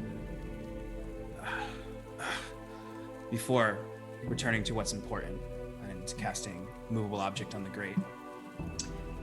All right, the cast is done. If you want to, I'll allow you to, as a bonus action, just let go of the ladder and fall to the bottom if you want to get out of there fast. But you have to make an acro check when you hit the ground. I will do that.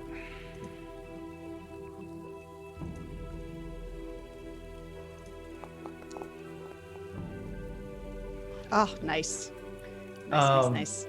You land right in front of Sloane, and her hand is still just slowly, like, reaching at where you were, and you sort of see it turning towards you ever so slowly. Yeah, Auric would just sort of slowly move around her, and still with that kind of very confused and pained expression on his face, release her from the spell as he starts to back away into the tunnel and just calls out her name. Sloane. Okay. Sloane. Nope, Saros. It's your turn. Oh, I think we all know what I'm doing. Okay. So you get to the end of the tunnel. There's the ladder going up, or you can turn to your left, and there is a sort of cavern system that heads out through here. There's just a river of filth and muck coming out from all the little sort of pipes that feed the sewerage system of this place. This one leads to inside the walls, yeah? It does. It's the one you came in originally. But it's like right by the front gate, or you can attempt to try to find a way over the wall.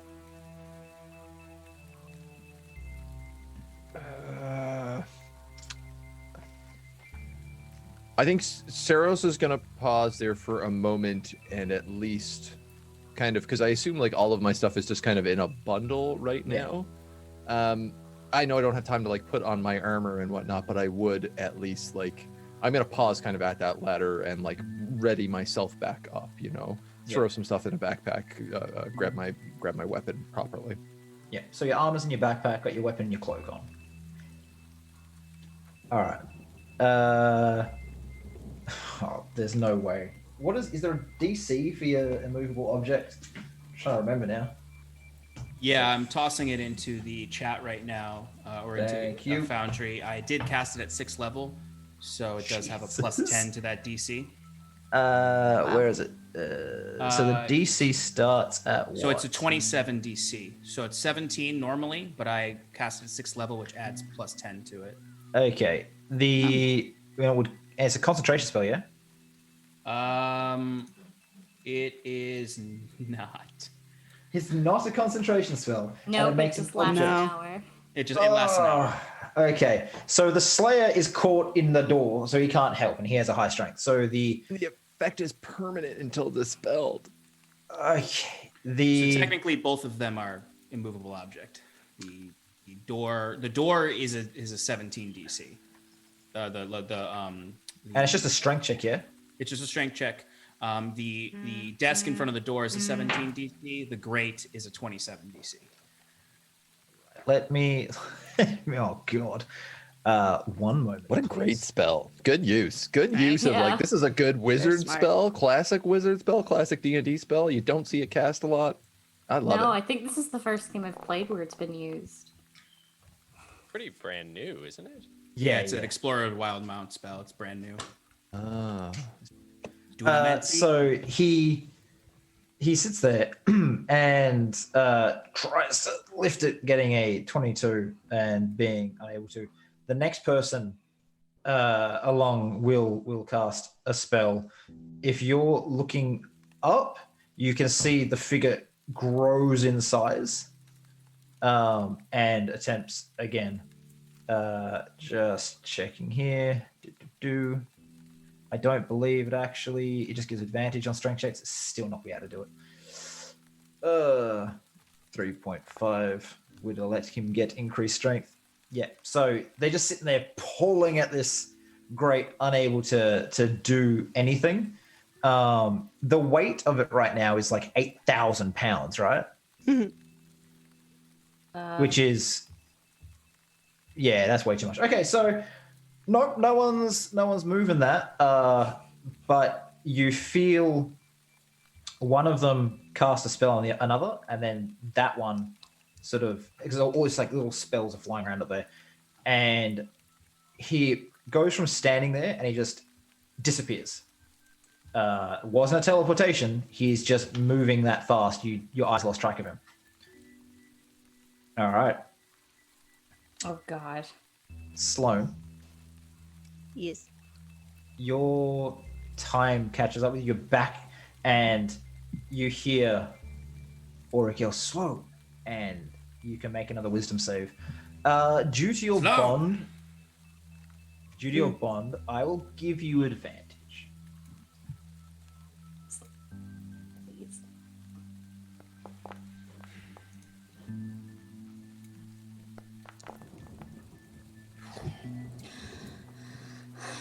There it is. The tingling moves down your spine. This warmth stays in your chest, and your heart is beating very hard. You feel that you're sweating, but there's a small sort of crackling feeling coming off the hand that's around your blade. And you can do what you want. You're not compelled to do anything. Oric's just staring at you about 30 feet in, or I'd say 15 feet into the sewers. Do I have recollection of how I was feeling in that moment? Like, do I recognize that there was a thrall?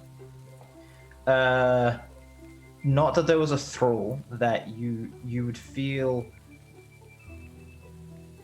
The feeling you get is one of vindication, that you should be able to stand and fight to defend your friends, that these people that are after you are wrong and should be slaughtered for it. Okay. So she's gonna like stand there for a second, just holding the stuff and like looking up at it, like she's like fighting against herself to go. But then having heard Auric call her name, she'll look over and see that he looks really worried, and she'll like kind of like shake her head a little bit and then turn around and start running towards them.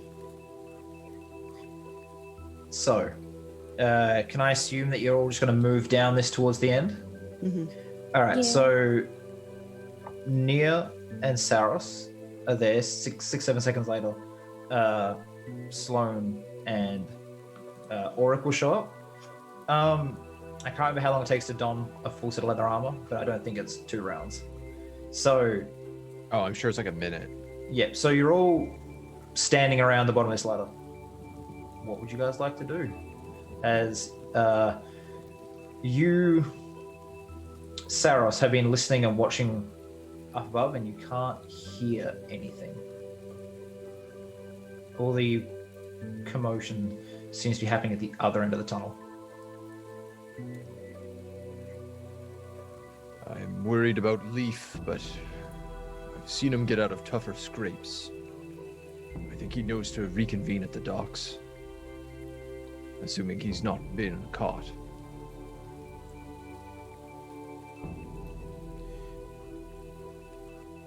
Did they see us all, or did they just see Nia? I think they just saw me. I'm They sorry. may have seen Sloane and me. When that one slayer was trying to grasp into the kitchens.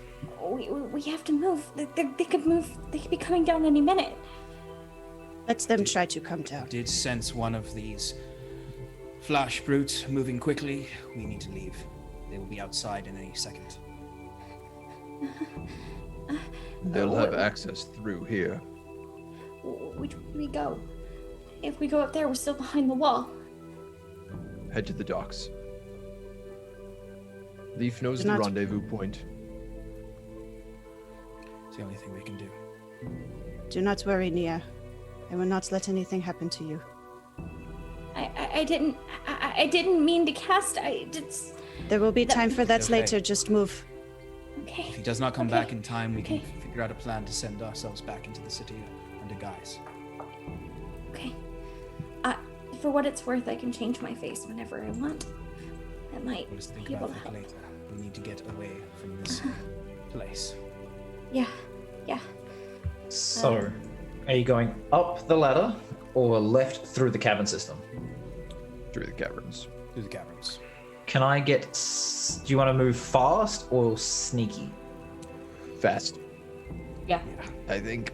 I don't like it, but I think that's the choice. Yep. All right. Can I get you all just to rattle off your stealth skill modifier? +2. 2, 4, 3. 26. No, just the the modifier. modifier, not the roll. So you have 7, I believe. Oh, yep, 7. Okay. Jesus I hear you correctly. Is there anything this time mage can't do? Let's Right? see Seriously. How Skill many monkey. people? A maid. Oh, you're a bird as well, of course. Yeah. Oh yeah, there is nothing you can't do. I made myself All very right. intentionally. As you are running down the hallway, I will move back to Leaf, who, after a small amount of time, Harding enters the front door of the chamber to stand on the plinth. Hi, you all know me. I'm part of Lady Nightshade's organization. We have a deal with the Mythos to send out a group led by Gregor, who we all have used in the past. However, there is a problem. He has a grievance with one of the passengers of the iridescent dancer. His wife, the skilled fighter in her own right, was targeted by apparently a tabaxi. She was shot in the hip with a arrow or bolt, which he is known to carry a crossbow, and we have a few witnesses that saw the large cat leaving the area, along with some there was some fur left at the scene. So before they can leave on this mission for the council, he has requested to one of his team to fight the passenger, whose name is, I believe, Leaf, according to Yako, in the pits, or one that Leaf puts forward to fight in his stead. And all of them just seem to nod like this is fine, as opposed to going through the courts to make sure this happens quickly because time is of the essence. We would like to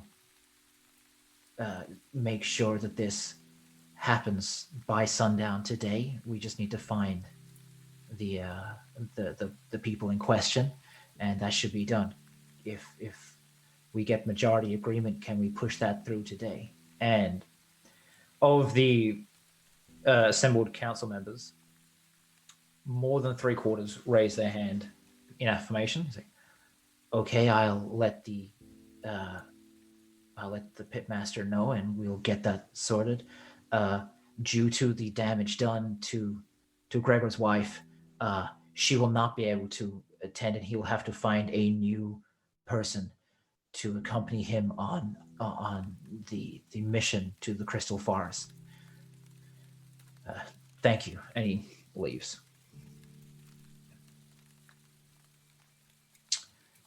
Back in the caverns adjacent to the sewers, you are all moving through at a decent pace as you're all running. You're in this sort of large cavern. The slick stone walls run with water just dripping down.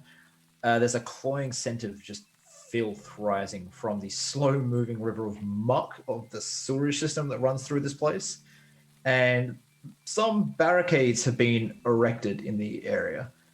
Something at some point has made this their home, crude and dirty though it may be. Though, who has night vision? Just raise your hand. Dark vision, sorry. I would just like to cast light. Okay. As you're running with the light spell up, as you cast it, as like the light from the tunnel you were in to this area begins to fade, you're realizing that the crunching underfoot is just lots and lots of tiny bones.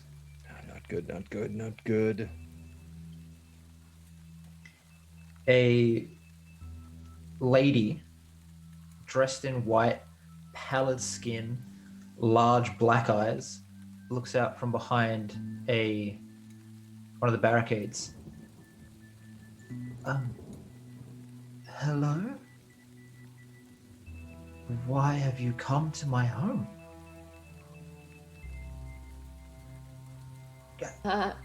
Sorry, your guests, come in. And she like beckons you further in. I'm feeling amped up on fight or flight juice right now, let me tell you. I would like to not. I roll for Can I roll an insight check against this woman to see, like, is she a monster? Like, I'm a little confused by her description. She doesn't sound that great. She seems creepy as hell. This is a creepy place to be. Roll an insight check if you wish.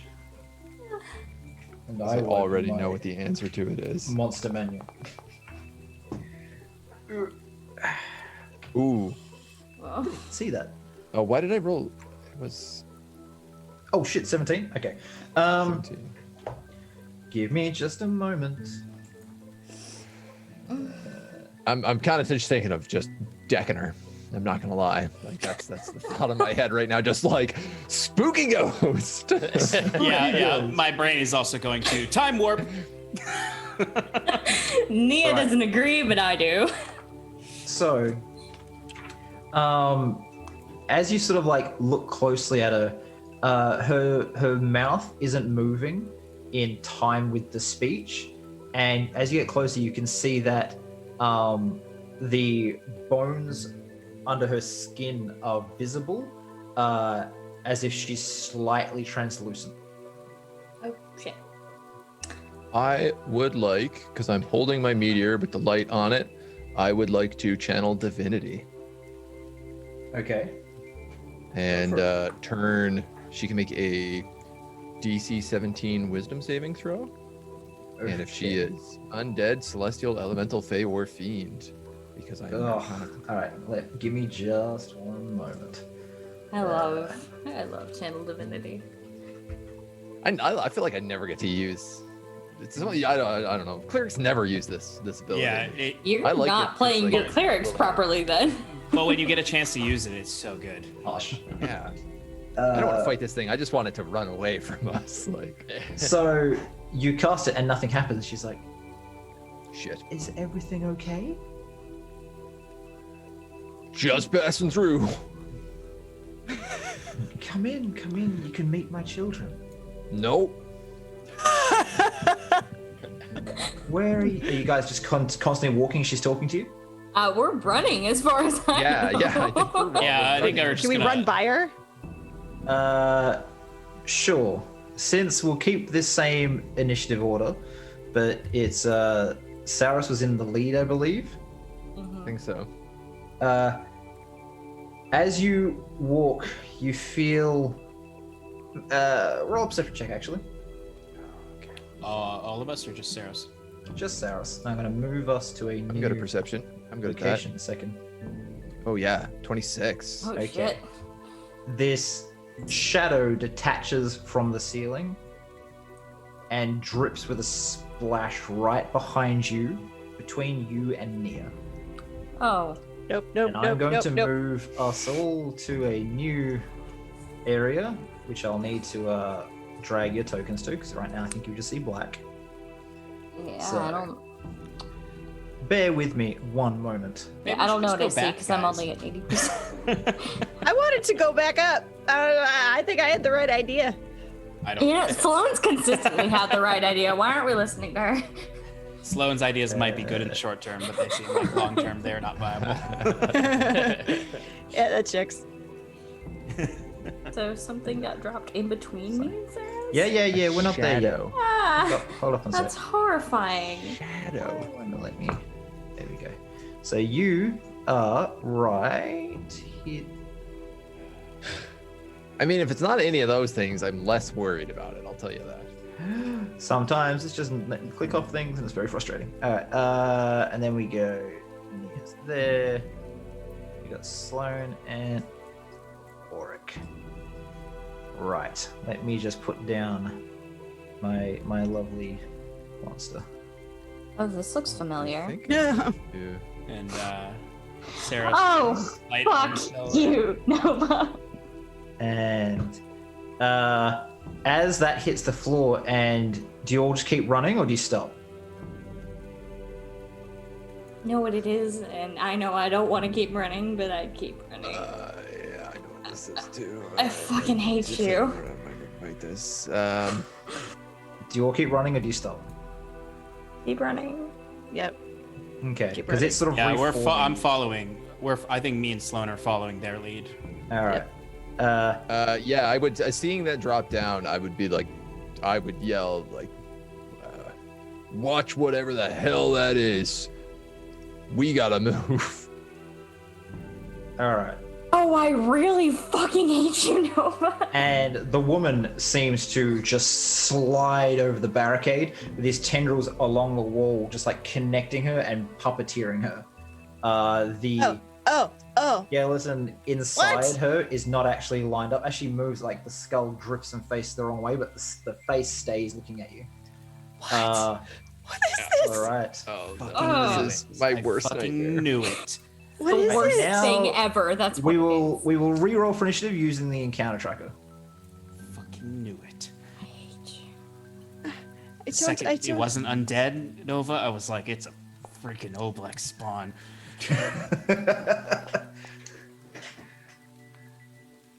Alrighty. Let's get some combat music cranking. Black course. pudding. I had my armor ruined by a black pudding last week. Why It's do you have to do this? Okay, everyone is in there. I'm sorry. I'm going to put Leaf here, though he can't play with us because he's not actually here. It's just so he can see But the at room. least I can watch. I feel so bad. Just all So, die and He'll lose our just be memory. right there. Okay, Hello. Where'd so all my friends go? Saros, you are up first. What would you like to do? I'm gonna swing at it. This is what I wanted to do the moment I saw it. I was like, nothing good is in the sewers, especially not creepy weird ladies. Yeah, I'm gonna. Always trust a sewer lady. How do I target this guy? Here we go. So I'm gonna use my bonus action to activate Planar Warrior, and then I'm gonna cast Booming Blade on it. Oof. Okay, nice. Ow. The 22. Ouch. A 22 does hit. You do. Jesus, a lot of Takes damage. 24 damage, and if it moves, it takes 16. Wow. Okay. And that's all force damage as well. So yeah, I mean, I think seeing it go, I just kind of drop this glowing meteor from my hand, and you just see it get kicked with one of my feet as I'm running past it, and it just arcs out in like a wide swing and cracks against it with this loud, deafening boom. All right, I'm just checking what this thing is. Nope, he's fine. All right, so yeah, just hits it, and you see as a part of its body just splats on the wall, and it starts flowing slowly back towards it. Next up, hit your end turn button, and we'll see who's next. And sorry, is there which direction are we going on this map? You're heading west, left. To that other right monster? Yep, towards that thing. Great. Should have gone up. the bigger one. The bigger one. Yeah. Okay. Well, I guess I use my movement to go over there. I can't move. It says I collide with walls. Oh, here we go. Yeah, you have to move around the walls. Yeah. I guess that. Yep. Okay. I guess that. Hit and Guess turn, that. and we go to the next I don't person. like it. Yep. And turn. There we go. Boom. Only a freaking Uber to Believe come meet my it's my children. turn. Sloan. That's me. That heartbeat. Oh yeah. She's getting her fight now. So she is going to first of all, bonus action, I would like to rage. So I'm going to do that. Knock that off there. Okay. And then I'm going to move forward 5, 10, and swipe in a great big arc, 2 hands. Are at you this thing. recklessly attacking? Yes, I am. Okay, so you're rolling with advantage. Okay. Get him, Sloan. Sure. Do the thing. Is it rolling? Did it roll? It will in a second, hopefully. If you need help, let me know. Otherwise, you can just roll using the dice roll. Oh, I I'll was figure it hitting the wrong button. That's my bad. out. There we go. So the 17 Oh, wait, no. 17. does hit. Cool. Let me just You see if I get a do. crit. Nope. Okay. You do no damage to it. What? Your blade passes straight through it, What? and further to this, it splits in 2, creating a second one. Ah! Oh my god! Of course. Well, she's less than useless in this fight. This is why I hate you now. You have more movement left. Yeah, well, if I move, it's gonna squelch at me. Only if you believe it's threatened squares. So you can move further. That's true. Okay. I'll just move myself around here. Okay. Hit end turn. Who's up next? Oh, it's me. I am Yep. up next. You'd be super lady. Hello, Saros. My good man. The woman like gets right up in your face. Would you like to meet my children? No. And then is going to make attacks against you.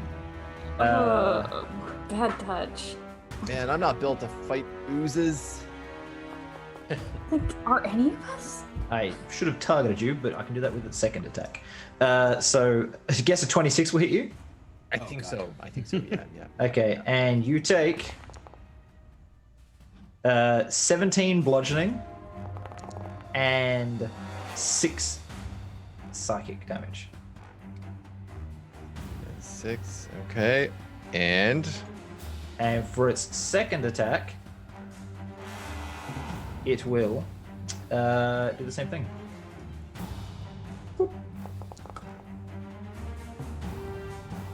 Nice. Yep, It's that is- not targeted. that That's is- fine.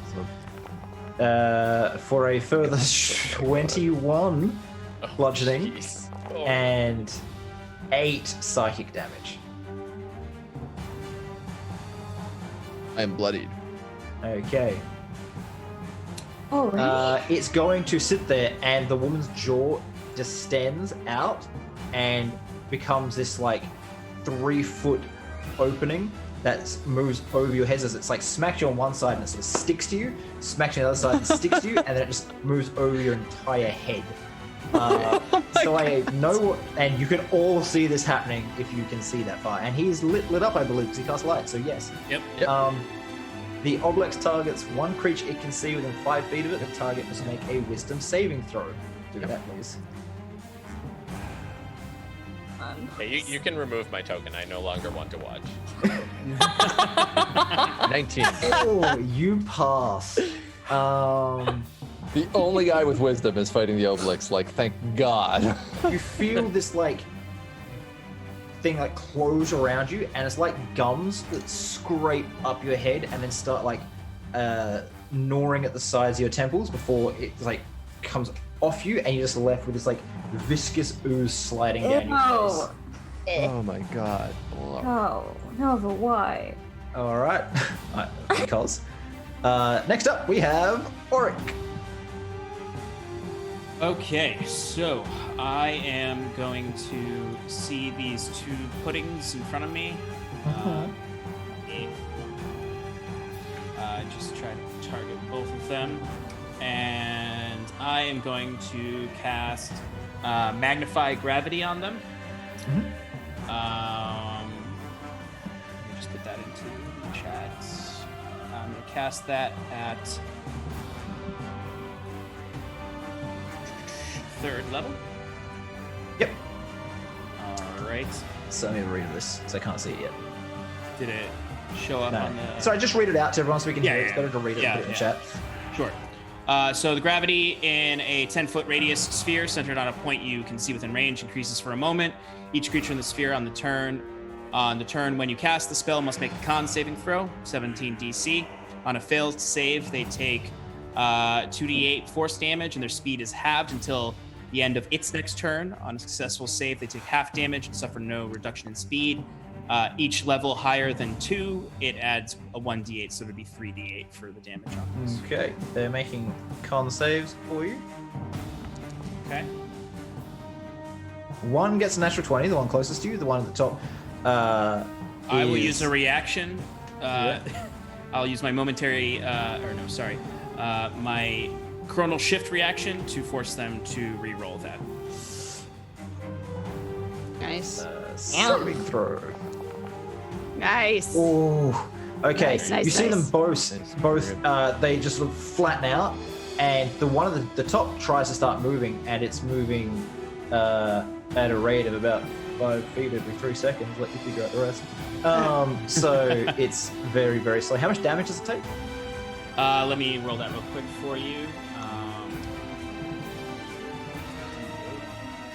Just type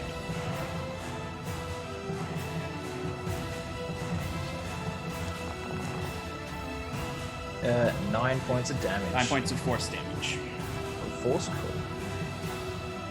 That didn't work. Didn't hit enter. Okay. All right, And, cool. That was Sorry, did you say they float up? No, they squish down to the floor, right? Oh, they squish down. Okay. Yeah, yeah. So you because can it's made see, by gravity. as far as what Auric does, you can see his orb shoots off of the book and it's floating in his hand, and you see it kind of thrumming and growing in size and shrinking in size, kind of pulsing in rate with the force of gravity between them that is pulling them down. Yeah, so they sort of hit the ground and just like stuck there. They can move not very far at all. Hit and turn, and we'll move on to Nia. One thing I will do is I will move back a little. Back? You're gonna run away? Okay. So from Not super far. I'm just moving back a little bit to try to be out of sight of the Oblex. Okay, And then I'll hit enter. I'm just Yeah, making sure yes, I can see that. I can see where that Saros just like had his head like nommed on, right? You sure can. Just over the barricade. Okay, well first I'm going to use my action to summon my weapon. See how that goes. Oh no, your grenade. Make, I'm glad I moved back. make a charisma check, please. Charisma, just a flat charisma check. Straight charisma check. I'm gonna see if you can will it into being properly. Yeah, it's please, I need you now. All right, so you sort of sit there, and these little glinting pieces of metal are spinning through the air within a 60-foot radius, just go towards you, and you have a hilt, and from that, none of the pieces of metal are connected. It sort of, as you move it, it sort of bends slightly as the pieces like a magnet would pull to each other, and they stay in this sort of vaguely sword shape, kind of sword whip style. That's very interesting. Yeah, okay, cool. Well, I'm going to bonus action. Okay. Oh yeah, cool. Come on, let's go. I want to start. Well, I can't attack with it until next turn because I took my action. So I'm going to bonus action, spend 2 sorcery points, and quicken spell an Eldritch Blast, which has 3 blasts, and I'm gonna send 1 at each of them. That's what I'm gonna do. And the third, add 1 at the Obelix as well? Yeah. Okay, cool, go for it. Make your attack rolls. Just roll 2 against the puddings. Pudding 1. Mm-hmm. Pudding 2. 2. And if the dice would move, this is to the Obelix. Let's see in just a second. You hit, and you hit. Cool. That's 9. And the Obelix, you do a total of 5. Cool. That took 2 of my sword points. The black puddings are starting to lose their cohesiveness, and they're sort of like, you can see clear through them in places to the floor. Are you going to move at all, or you want to stay right next to the thing? I'm going to take an attack of opportunity for this, but I'm going to try and run towards Saros. Yep. Do me a favor, make an acrobatics check. Okay. Well, I shut my sheet off. Why did I close my sheet out? Oh no.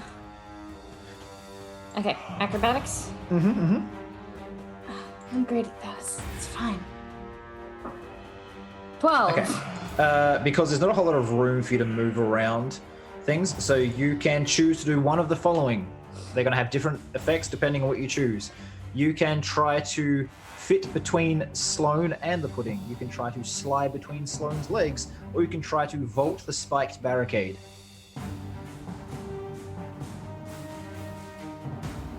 The one that thinks she's got the least chance of failing is going in between Sloane and the pudding.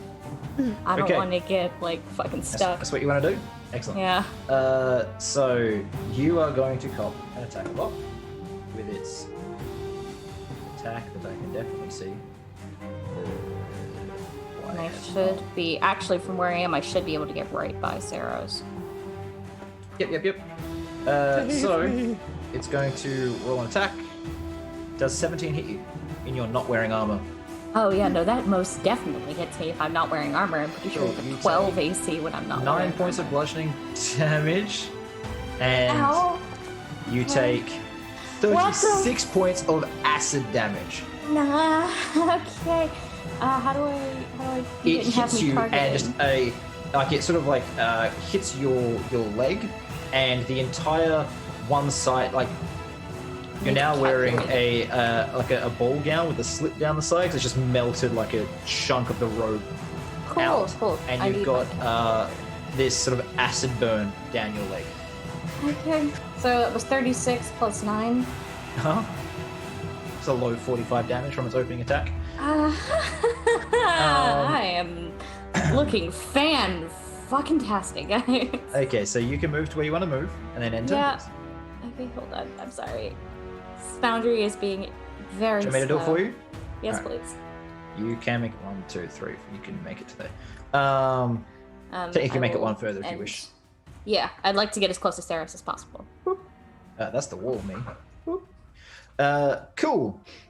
The pudding, first one, back here is just gonna, and that's as far as it can move. The second one just opens up and raises up and tries to like crash like a wave on Sloane. I'm sorry, Sloan. Let it try. Okay. It can make a single attack against you.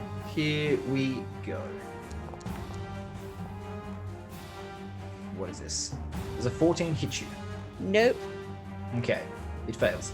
It sort of like rears up, and as it sort of crashes down that gravity, it hits the fortune in front of you and rolls back on itself and gets pulled to where the gravity wave was. That's it. That's all it does. Next thing I know. Back up to Saros. How did Booming Blade work if they split in two? Did they each get a little mini Booming Blade on them? How much damage did it take for moves? I forgot now. 16? Yeah, 16. I will say this one up here took it because it did move. I'll allow it to be on each. Yes. Okay, cool. I'm it's gonna- thunder damage, right? Not lightning. It's force damage On because Booming I'm Blade? using Planar Ah, Warrior. cool. Yep. All right. It is your turn there, South. No, sorry. I'm foolish. That extra damage is thunder damage. I'm Cool, wrong. no problem. I'm wrong. Sorry. Excellent. Your turn. Yeah, I am. This thing's goop has come off from around my head, and I'm just going to wind up the meteor hammer like around a shoulder and kick it into it, doing the exact same thing. This Planar Warrior Booming Blade combo, because I need to punch a hole through this thing to get through. Oh. Wow. That's a Wow. That was a lot of dice. Oh my god. crit.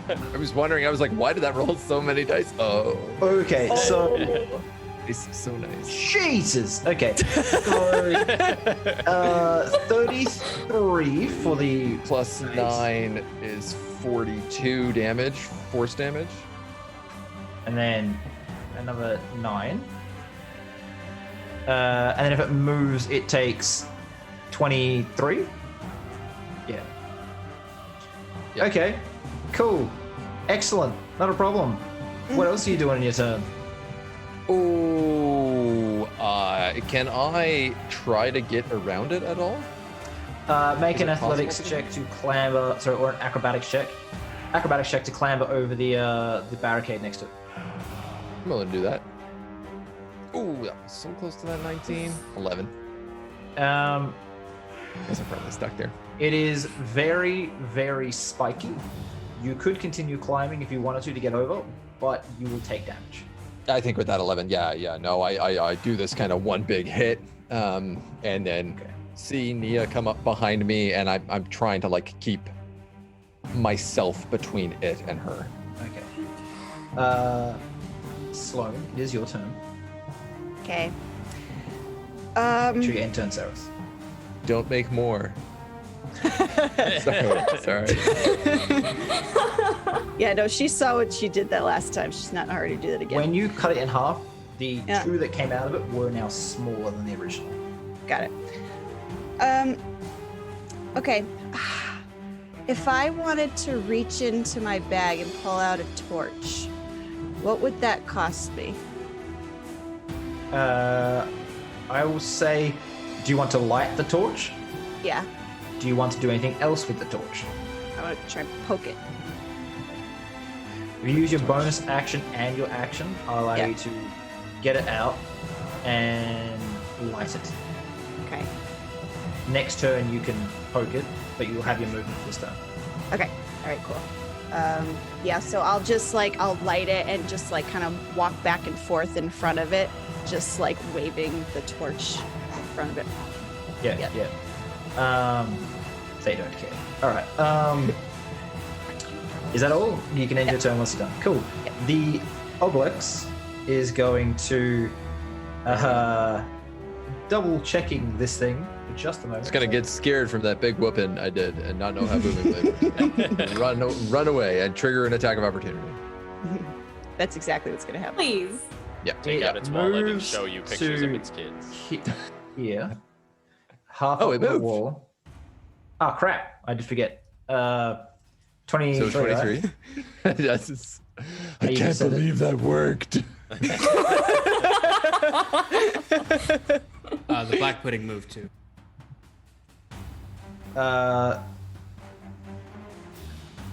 Oh, shit. That's not meant to happen. Wait, one. It moved because apparently I had highlighted two things at once. Cool. The Obelix will make a attack against SAROS. Yep. With this.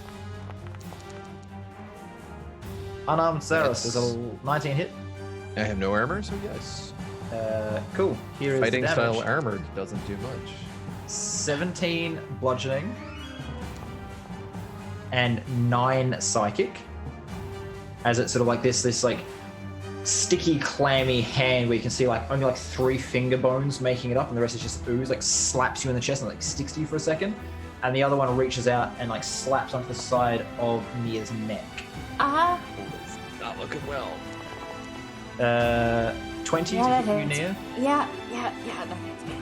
Okay, this is going to be a lot. I have no. Not bad. I have 14 reaction, bludgeoning guys, sorry. damage. 14? What was that? I have no reactions left, guys. I'm sorry. 14 Okay, bludgeoning 'cause and 4 psychic. 14 plus 4 psychic? When a creature within 5 feet of me makes an attack against a target other than you, I can use my reaction to make a melee weapon attack against the attacking creature. Go That's nuts. all. Yeah, will. please, because I'm not. Do it. Meteor strike. Blow it up. Ooh. Oh, you hate to Yeah. see it happen. And the woman slides along the wall, flattening out, just becoming a half woman as it slides along the wall, and its face opens up, and its clammy hand on your neck pulls you towards this huge orifice that moves Me? over your head near and clamps down. Make a wisdom saving throw. Whoa. Why is it wisdom? This might be a good time. Can I use my hero point, please? You can to auto succeed. Yes. Okay. It sits there. Looks like you want to try? Try the roll. Yeah. I mean, I kind of want to try because I don't want to lose my hero point yet, but I also... You know what? Fuck it. I'm gonna try. Hey. I want to keep my hero point. If this happens, it happens. You're only using it. You're not burning it. 14. That's a fail. Yeah, I didn't mean to say burn. You can use it to re-roll if you wish. Yeah. Okay. I'll do that. I Okay. thought I was about to burn it. I'm sorry. That also fails. You have to burn it now to pass. I don't want to burn it. Okay, Oh, then it's fuck. going to clamp down, and you feel these gums, but they undulate. As they Ugh, move it's your gross. skin. They get around your eyes and head, and they dig in. You feel this pressure on your skull as it does a small amount of psychic damage. A small amount. What's up? I'm unconscious. 32 I am points of psychic unconscious. I am unconscious. Okay. You sit there and have memories pulled from you. While memory drained, the target must roll a d4 and subtract the number rolled from any ability check or attack roll it makes. Each time the target is memory drained beyond the first, the die size increases by 1. Cool. It knows all your languages, all your proficiencies, and is learning your memories right now. And it is, you can see the body reshape into what Nia usually looks like when she's armored. Cool. You're unconscious, you said? Yeah. I apologize for going down this cavern. I will move to Auric's turn, then get back to what's happened to Nia in just a second. Jesus Christ. Don't stress out. So Auric is going to I've had my turn planned for like three rounds now. It's not gonna help you, but it's gonna help me. It's fine. I think it's gonna be okay.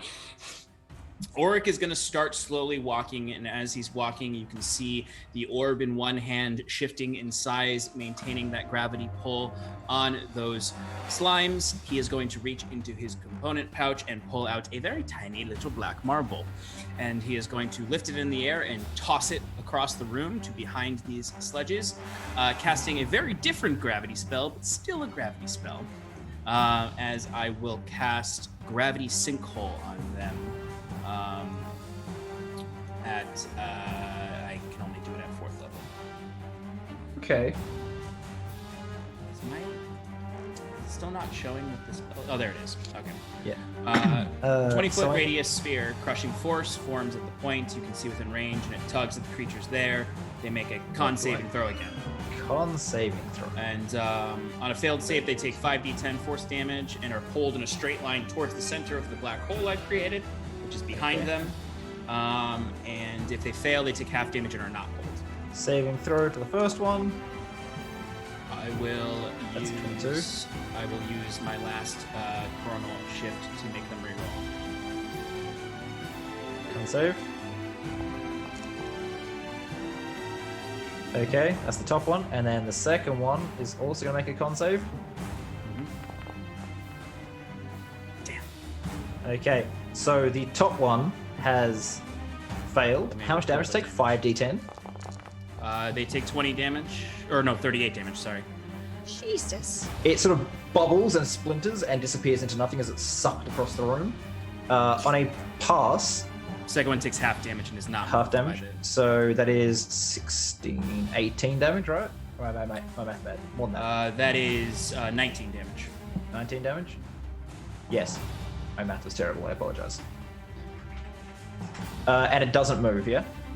It does not move if it succeeds. Okay. Okay. Auric is going to slowly move across the room until he is behind SLOANE. Mm-hmm. And then that is all I can do. Okay. Yeah, that's all I can do. All right. Let's see what happens to poor old. Roll me a d10. Yeah. My foundry is frozen, so. Okay. Well, you refresh. Yeah. And my entire browser is frozen. I'm trying to get it back. Well, what I'll do is I will skip you for the moment. I have to the end. I have a physical D20 or D10 if you wanted to do that. Okay. If you want to just redo your browser, you can wait till the end because all that's going to happen is the black putting some attack slowing. No, nothing important. And I think it's back. Am I back? Okay. Nope, it's not back. Cool. Okay. The D10 is a trick anyway. Don't roll. I'll give it a moment. I'm going to do this with SLOANE, and then we'll come back to you if you can get it working. Try close your browser after you start. I'm trying. I might have to task manager this. Yeah. SLOANE. Yeah. It's going to raise up and attack you. Okay. 11. It misses you again. Tries. It's no longer affected by the slowing thing, so it rises up and attacks. And as you sort of like sidestep, it just moves down here a bit, Is Booming Blade still on this, or does that have to be maintained? No. That's just the moment it does that second damage. It's only like once around.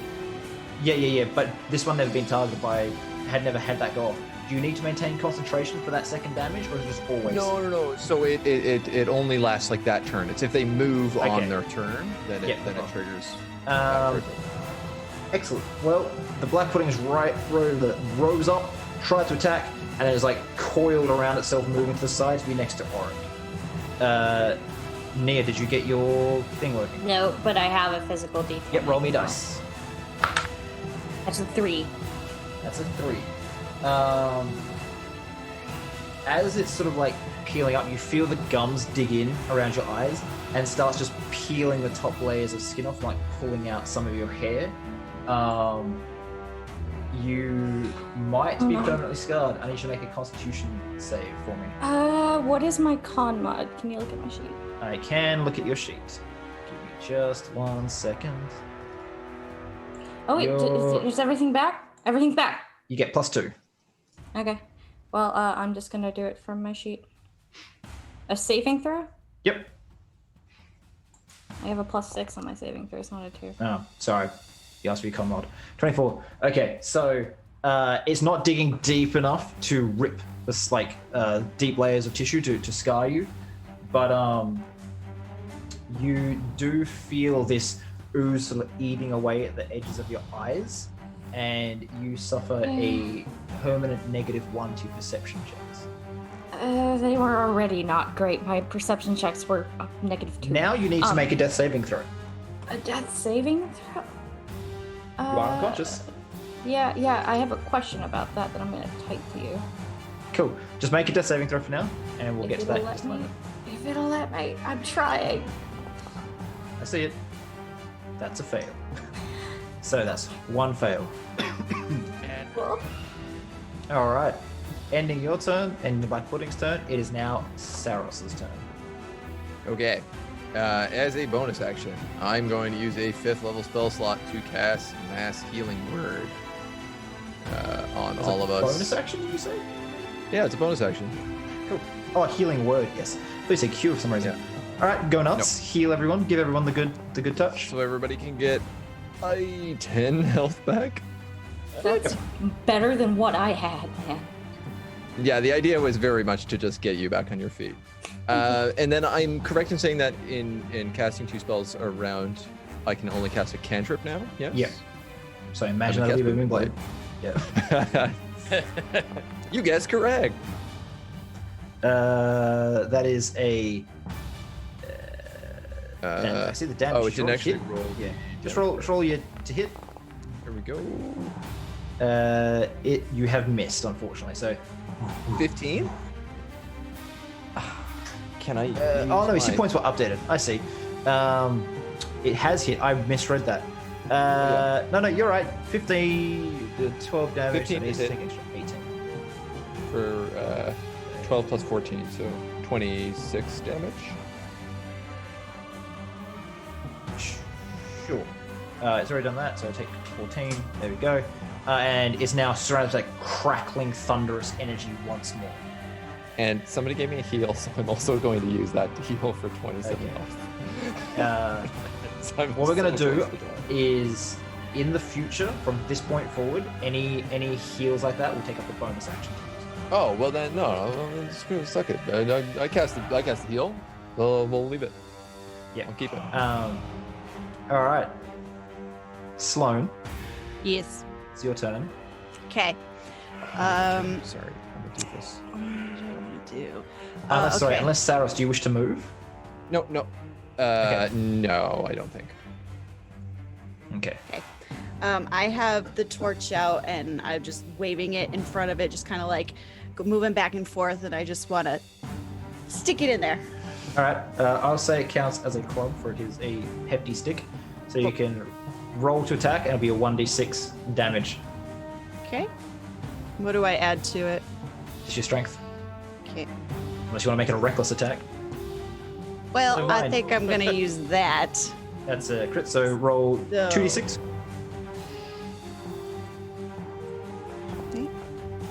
Nice. 8. Okay, so 16. Plus. No, it's not double. It's 2d6 plus your strength, which is 4, yeah? Plus 4? Plus 3. Plus 3? Okay, so it takes 11 damage. And it's going to make a dexterity save. Oh my god, its dex is terrible. Oh. Ooh, a 0. It'll take a further, only because it's a big slimy ooze, this wouldn't work on a regular humanoid. Yeah. It'll take a further d6 in damage. Nice. So that's there. 1. Right, and is there anything else? Oh, you get to make more than 1 attack. You have 2 attacks if you wish. I do. I'm gonna do that thing again. Do it. Sloan Smash. Sloan Smash. That was almost another Not one. on that one. That still hits. It really? It has a very low AC. It is a puddle. You're attacking a puddle. Okay, Punching cool. the ground itself. So it's 1d6, you said? Or? Yeah. Yeah, 1d6 plus your strength. Fantastic. 8 points. 5, so 8 points. Okay. And then it'll try to pass another dex save, not be lit on the fires.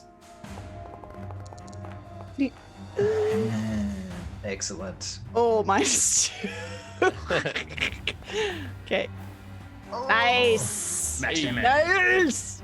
Okay, it's sitting there, and it's now just like the size of like a baseball cap on the floor, just like bubbling on in a little thing as you've eaten away at most of it. I would like to action surge. I'm going to do all that again. Okay. Make an attack. Auric is just taking The notes. hat. It's dead. He was like, you can now move, and if you want to, I will allow you Fantastic. to do some sort of super acrobatics leap to get over Nia and SAROS to attack the objects with your last attack. Oh, that would be cool. Okay, so that's one option. My other option, I was going to turn around, take a step forward, and huck the torch at it. Huck the torch at it. Go nuts. Cool. Please don't hit me with the torch. Oh, I might knocks have. me out. I might have just hit you with the torch. It just hits somewhere in the distance landing. Damn it! All right. Well, for Right, my still bonus. hits the friggin' object. Oh, Yeah, you I killed killed the it. object. It hit. You saw that. I hit it. It's gone. It's gone. Why are there I did two the of thing. them now? I did the thing. Why are there two of them? There's not 2 of them. I'm going there to are on my use. I can use my bonus action for second wind, and that is my Sure, turn. go for it. Okay, your turn is over. It is now. I have to re-add this thing to the friggin' things. I actually hit the delete button. Boop. And then I'm going to change this. It's fine. In any case, it is now Nia's turn. Well, I'm back up. And I want to get the fuck away from this thing. So you are prone on the floor. Oh, yeah, half move it to stand, the rest are get the fuck away from it. I'm Your gonna eyes are pepper super blurry. So you stand up, that's half your movement, and you're going to run away? it. Yes.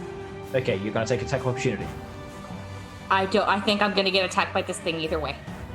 I'm Okay. gonna be honest. you can use your action to disengage. Well, I was going to Can't fire because she spells. stood up. Yeah, and I was gonna use fire. I was gonna subtle or use my sorcery bullshit to fire spells. Okay, so it is going to open a sheet. Make an attack against you. An attack against a creature within 5 feet of me? That's not me? But why would you Yeah, do that this to hits. me? That hits. Go nuts with your sentinel bullshittery. Yeah. Sentinel bullshittery. You have hit it. You have done damage. Does that mean it can't attack her? No. It can still attack her. I just Yeah, can. you just can get- attack, but it okay. can't move. Okay, cool. Nia's unconscious again. No, but can I just do the thing? Time for Please. No, experimental what you dunamancy stand healing. up and then you get thwacked in the back of the head and just go straight back down. No, that's not what I'm talking about. I know. Sure. Yeah, I think because I think we talked about when I go unconscious, it's Yep. just something And that it's happened happens twice now. So Yeah, so I think You go for instinct's gonna kick in. Fuck. All right. Well, I guess Nia's from underneath Nia's shirt, her platinum scale starts to glow. And Nia's skin begins to scale over, turn silver. And what we say the height of this was? And am I on? Yeah, her skin goes silver, scales push through, and you can almost hear them like individually like click into place. Her body grows, and you hear as sort of the clunk, clunk, clunk, clunk as the vertebrae grow and extra ones are added. Her shoulders like wrench and pop in their sockets, and the arms break and reform as they extend to be longer. There's a tearing sound as a tail is pushed out of the back of her flesh, and her face distends into a set of jaws. You're a 9 foot tall silver half dragon right now. Okay. Cool. 9 I'm guessing. feet? I'm guessing I can't do anything until my next turn. Very interesting. Can I not do anything until my next turn, or can I unleash what I really want to unleash right now? I will allow you to unleash what you wish to unleash because you pretty much stood up, went down, stood up, transformed, which was free because you were doing it as an unconscious thing, so you can now have an action. Yeah, then I'm going to turn around to this Ublex thing, and I'm going to unleash my breath weapon. Which I believe is a... Oh, wait. I have the thing. Hold on. I have a thing where I wrote down for this. It is a con saving throw for 16, DC 16, or this thing takes 12d8 of cold damage. Con save. DC... Oh no. You whip around, your mouth opens, and it's less a roar and more of a screech that echoes off the walls, and you can roll your damage. Yeah, I'm trying to get it. It's a lot of d8s. So much damage. 43. I also need to 42 make a HP con left. save. As you do it, it opens its mouth to scream, and you sort of flash freeze it. Half of it is ripped away. There's like half a skull sticking out. There's icicles all facing in the direction that you used your breath weapon in. And the big mass of the obelisk, which was sort of around and in the pool to your left, you see the ice sort of travel down into the water, and it freezes over, and the creature stops moving dead. Okay, I just want to make note. I failed my con save, so I now have a for this breath weapon, so I now have a level of exhaustion. Yeah. There is Nia. Please pass a wisdom save. This is like a river of poop right next to us, right? There's that bit there is, but next to it is also a bit of water and stuff where this thing's been hiding. Well, I froze again. Okay. I'm gonna roll it for you because we're running out of time. Yeah. Oh no! Not there it now, goes. Foundry. What did I roll? Your dice rolled an 8. Not good. Of course. As she sort of turns to you and looking like she's succeeded, her eyes pulse, her back distends, and she drops to all fours as the tail whips up into the air, and this like ice spear looks at it, and this deep rumbling growl echoes in her chest. Nia, you no longer have control of your character. Cool. The next boss battle begins. All right. I kill everyone. Time to kill Nia. I hear boss music. Oh God. What would you all like to do? Because she's going to take a round to come to do anything, because she's still in the transformation of having her own mind to the mind of this beast. I'm just gonna fall in this river of poop comically. Stumble backwards over a rock. Are we still in? Now I'm not solid, so so you certain just that gang slide is a good across the idea. Are we still in initiative? You will be, yes. So the next up would be Saros at the top. Okie dokie. What did this kid just turn into? She can make a charisma save. Yep. I'll do it for you since I am now playing as Nia. DC 17. Does this mean you get consistently bullied too? Only when I deserve it. Let's do this. She passes the save. Charisma save. Can I force her to heads of reroll that with a shakes. hero point? You can. It's the end of the episode. I still have my hero point. I'm for sure gonna do that. Please let me lose. 21. Oh. She shakes and like the throat and you see this pulsing blue from where the sac is that provides the breath weapon. So shakes under it and she just looks at you with these feral eyes. Yeah, you can see like Saros is holding the hammer and like trying to lock a spell on her. The same spell you saw him cast on that flaming angel when we escaped the town. But it doesn't. I can't seem to contain it. Would you like to move? You're pretty sure she's distracted enough that she would not be able to react against your movement. I would. Yeah, I think I'm gonna back up a little bit. 30 feet, a little bit? Or like No, 10? you know what? I'm not gonna do it because Saros needs to be like on top of people. I am gonna use my bonus action to heal though.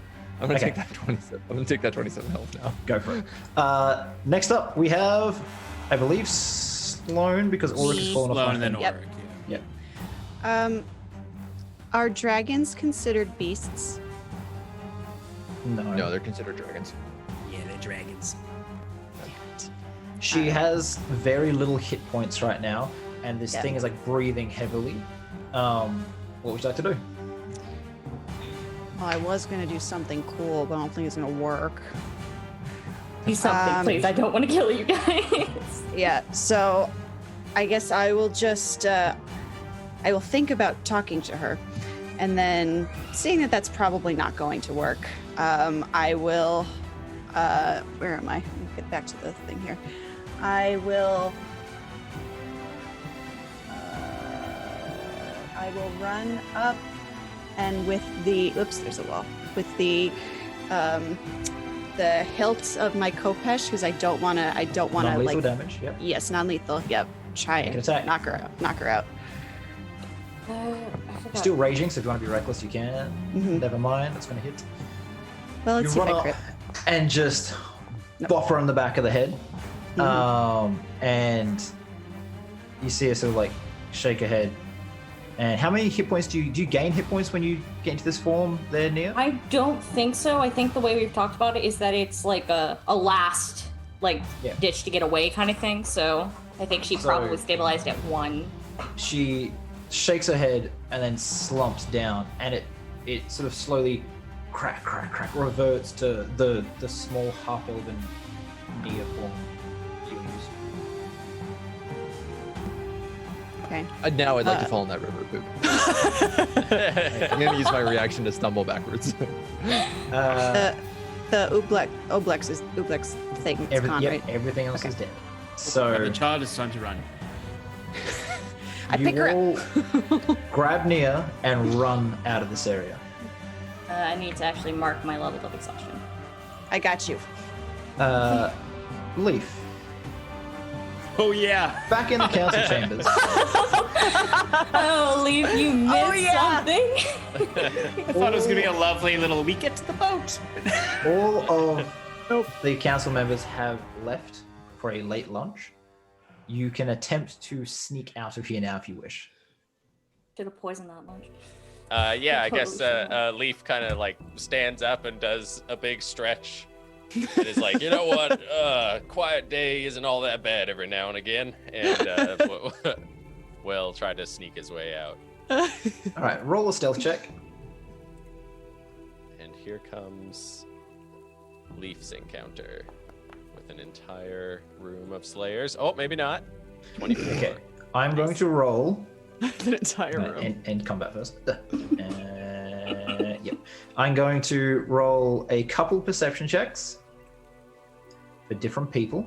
Unless this one gets an extra 20, he's got no chance of seeing you. That would have been That was unfortunate. too close.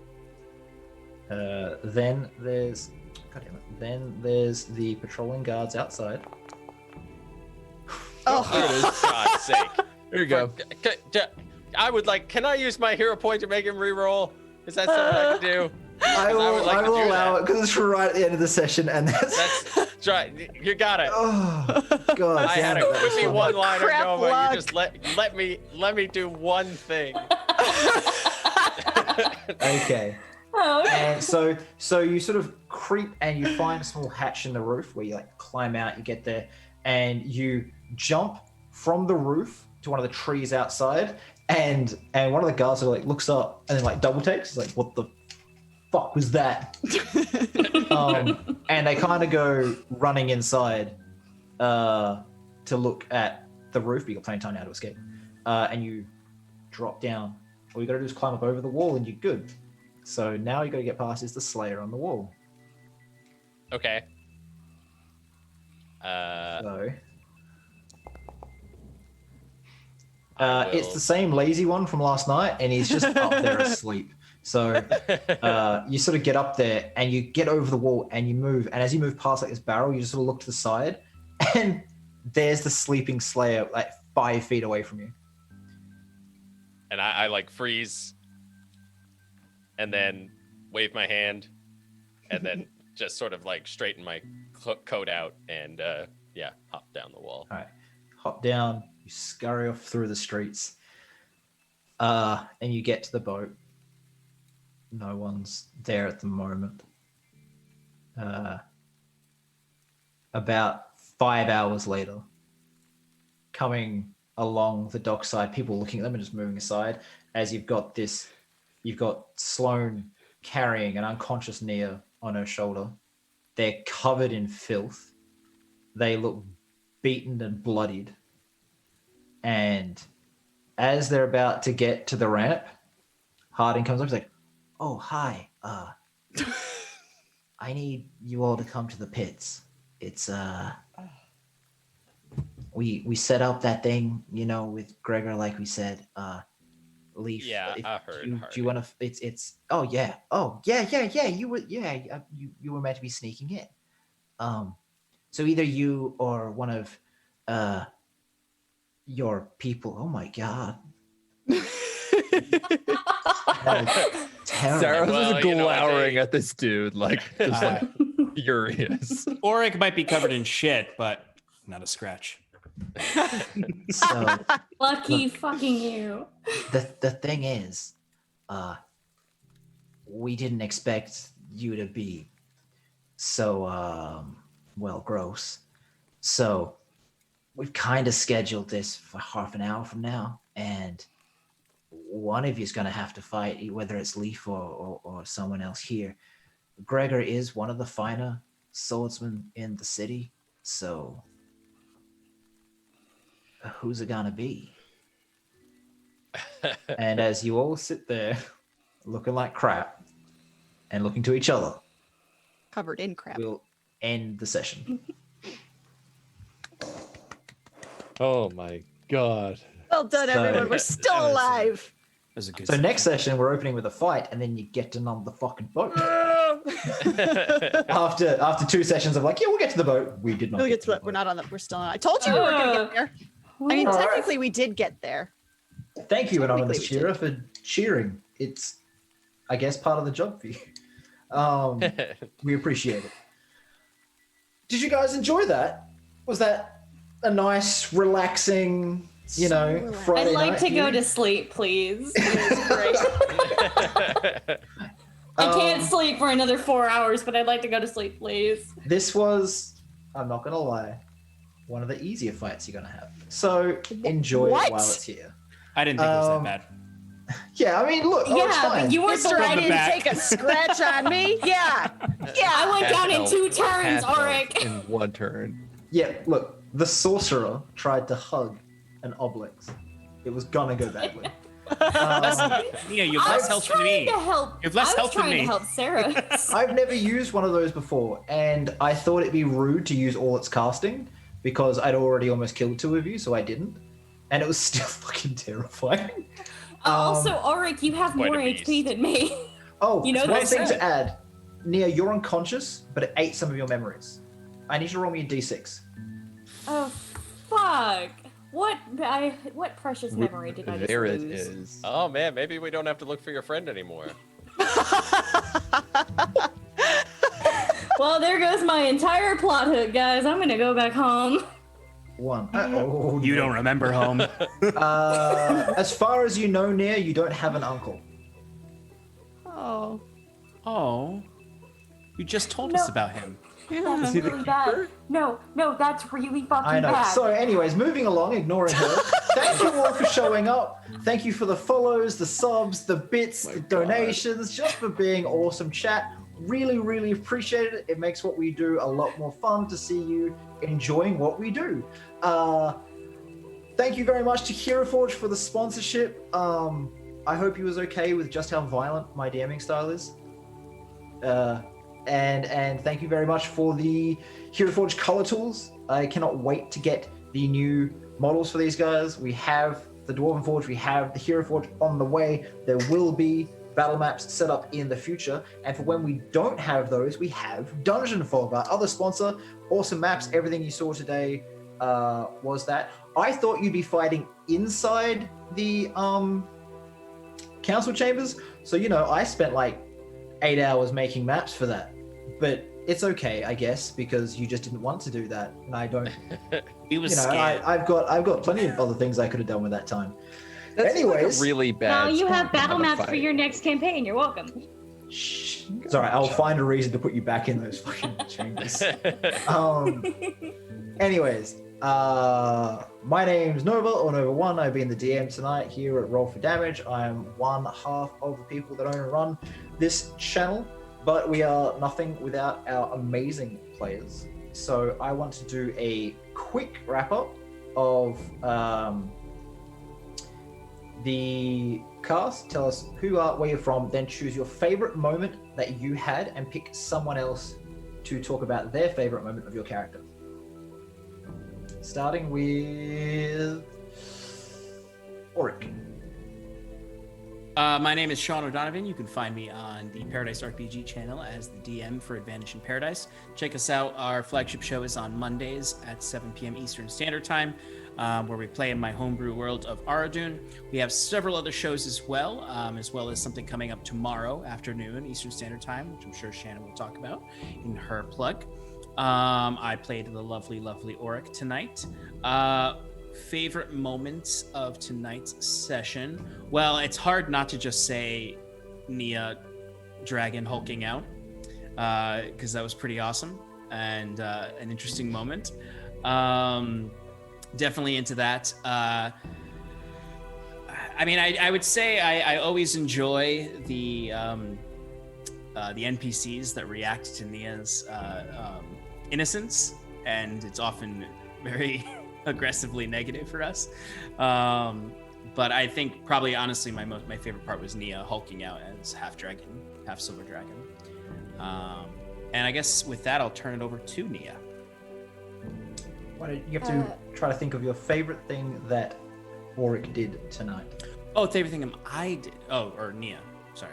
So she's going to tell you what her favorite thing of yours. Sorry, I was like. That's really easy. My favorite thing I saw Auric do was actually when Sloane's whatever the fuck Sloane's got going on started acting up, and she was like wanting to go back up, and just the way you described him watching her as he like chrono shift and like slowed her down, it was interesting to see the bond that's normally really more on Sloane's side, but it was interesting to see it kind of bubble up on Auric's side. I think that was my favorite, seeing that how truly connected those two are.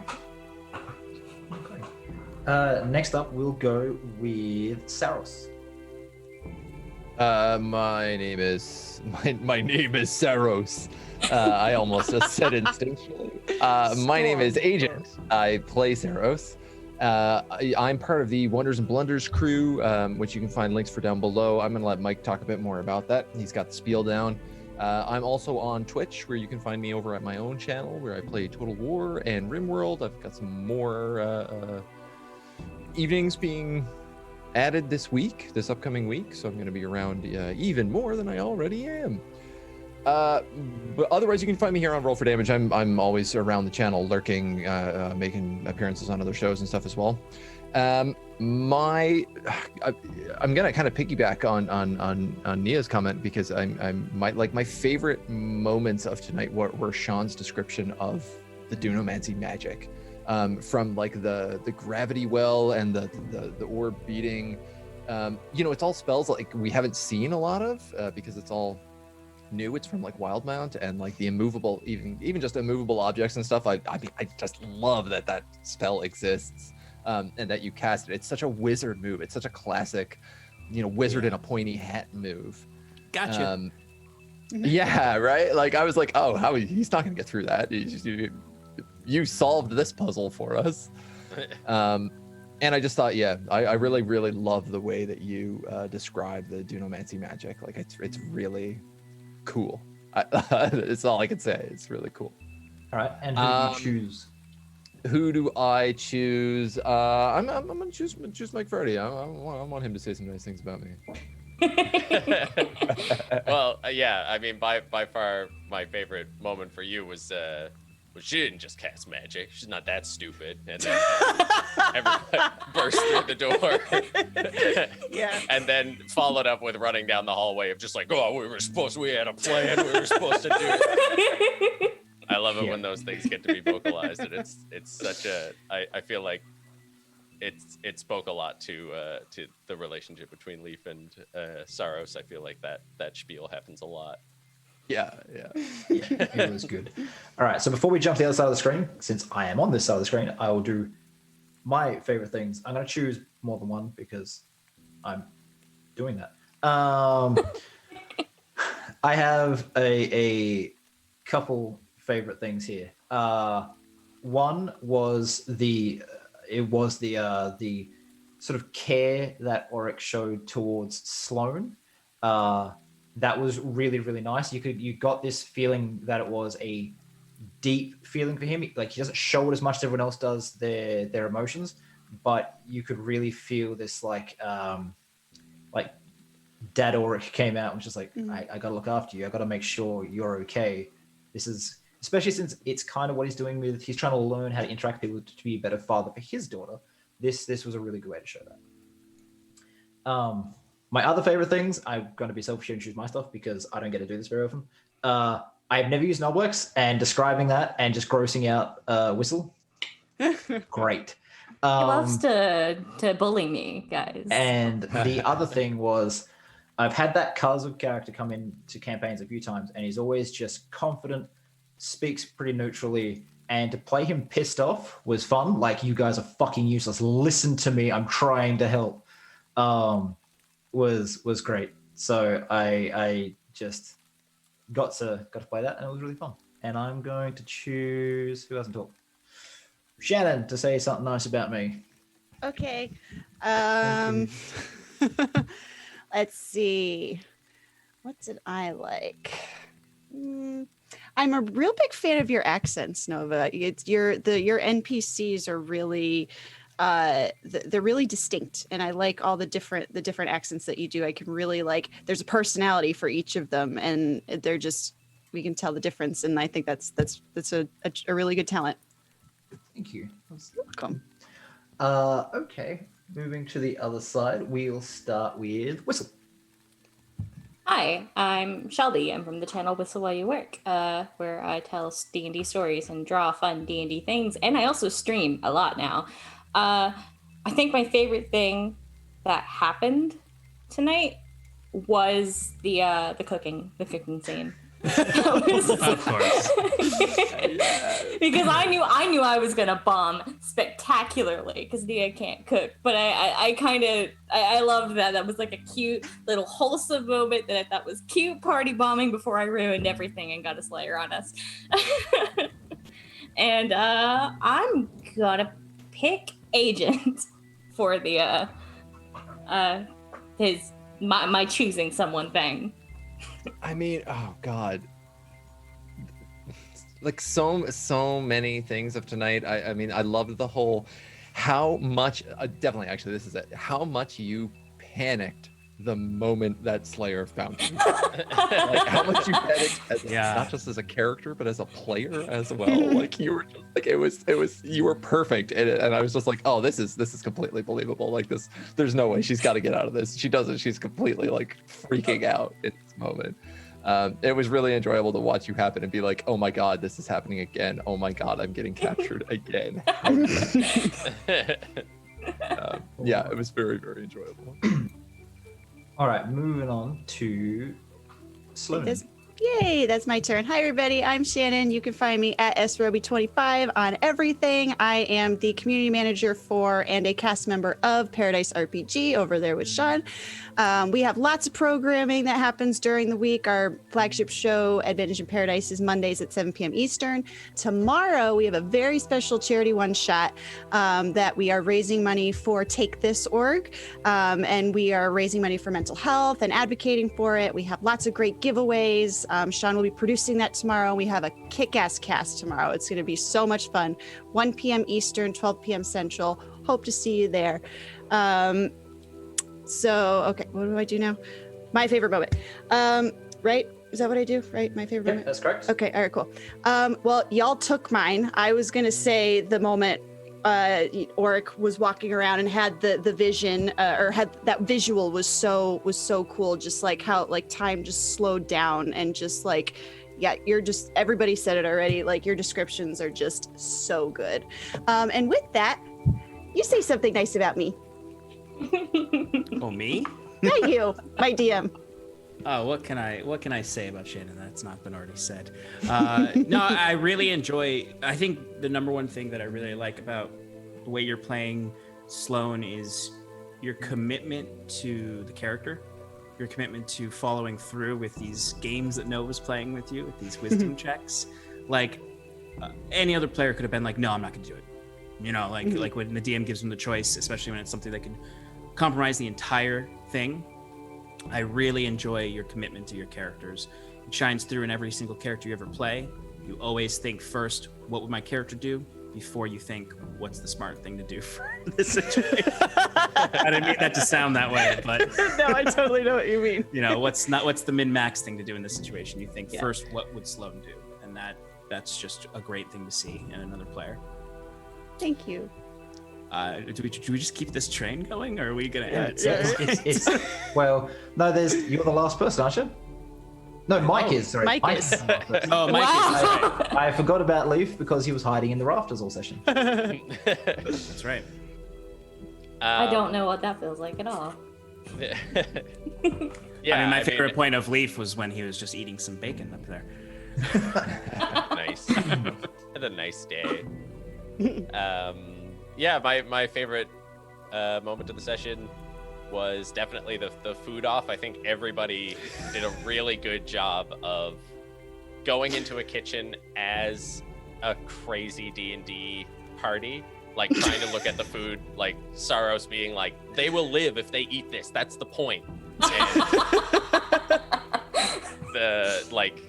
And SLOANE just like completely putting on salt and being like, salt is good, more of the salt, and then Auric being like, that's too much, obviously, but we can cancel it out. Everything has an equal and opposite, you know, like everybody brought their really like brought their character into it, and yeah, just like, oh yeah, so that was a real joy to watch. I did really enjoy lying in the rafters and just getting to watch you all do your thing, because I don't get to watch as many streams as I like, so I got to watch this one, which was nice. But also, I did want to shout you out, Nova, too, because I took a full page of notes today. Hey! Because that I actually found, and I found it really hard to do because I found all of that the exposition and this world and how complex all of these factions are with each other, that they're not just here to talk about what we came to listen to, but that they're all talking about what's happening in their own little worlds, which I'm sure you have mapped out, which is really impressive to make that feel not crowbarred in. You know what I mean? Like there's a lot of care and a lot of thought obviously went into all of those things. So that was really interesting, where I was writing it down and I was like, I don't know if this is my mission, but I want to know this. So, yeah, so I thought that was great. Do you want anyone to say something nice about you? Oh, how about who hasn't talked in a while? How about Shelby? Oh, I think honestly, I think what I loved the most was just how you handled like going up right next to a sleeping Slayer, and you just did the cat thing. You froze and you were like, okay, and you just walked off. I like how you keep Leaf's like cat-like tendencies. Like, you really sell him off as a Tabaxi. You're not just, like, a random dude walking around in a furry suit. You have, like, cat-like behavior. You know, like, sitting up in the rafters, glaring down at people. You know, I love that about Leaf. But I think that was my favorite, is just your reaction to the Sleeping Slayer. Just waving your face at him. And it's like, oh, okay. Just going off on your day. So... before we head off, I'll just say thank you to producer Veg, who unfortunately has lost his voice, so he couldn't do his stream last night, but he's still here taking for us. You can find out more about Roll for Damage at YouTube, Twitter, Insta. You can come to our Discord. Yep, thank you, Veg, all in the chat. We have games on Monday night at 8 p.m. in the Humblewood world, run by our DM Josh the Pirate. We have a game on Thursday night, run by the wonderful AJ, called the Academy of Xander, which is Harry Potter if it was a school for reformed children who just like crime. And then we have the game on Australia's channel, set in the Eberron world of the D&D universe. Run by our very own producer Veg, Vegemite Dangerous, with a great cast over there as well. So we have a few shows going on during the week, and obviously this one that starts at 9:30 p.m. EST every Friday night. Because Veg can't take us away, I'll do it, and we are going to go raid Tyrannon, who is going to be in an upcoming campaign run by a DM called Big Viking Mitch. It is a bunch of partner streamers they're calling the Knifey Spoony Crew. And they will be running through, I believe it's the new, what's the place up north? It's all cold, the new book. Rift of the Frost Maiden or something? Yeah. Rime of the Frost Maiden? So nice, that'll be cool. really cool. You can look forward to that coming out next year.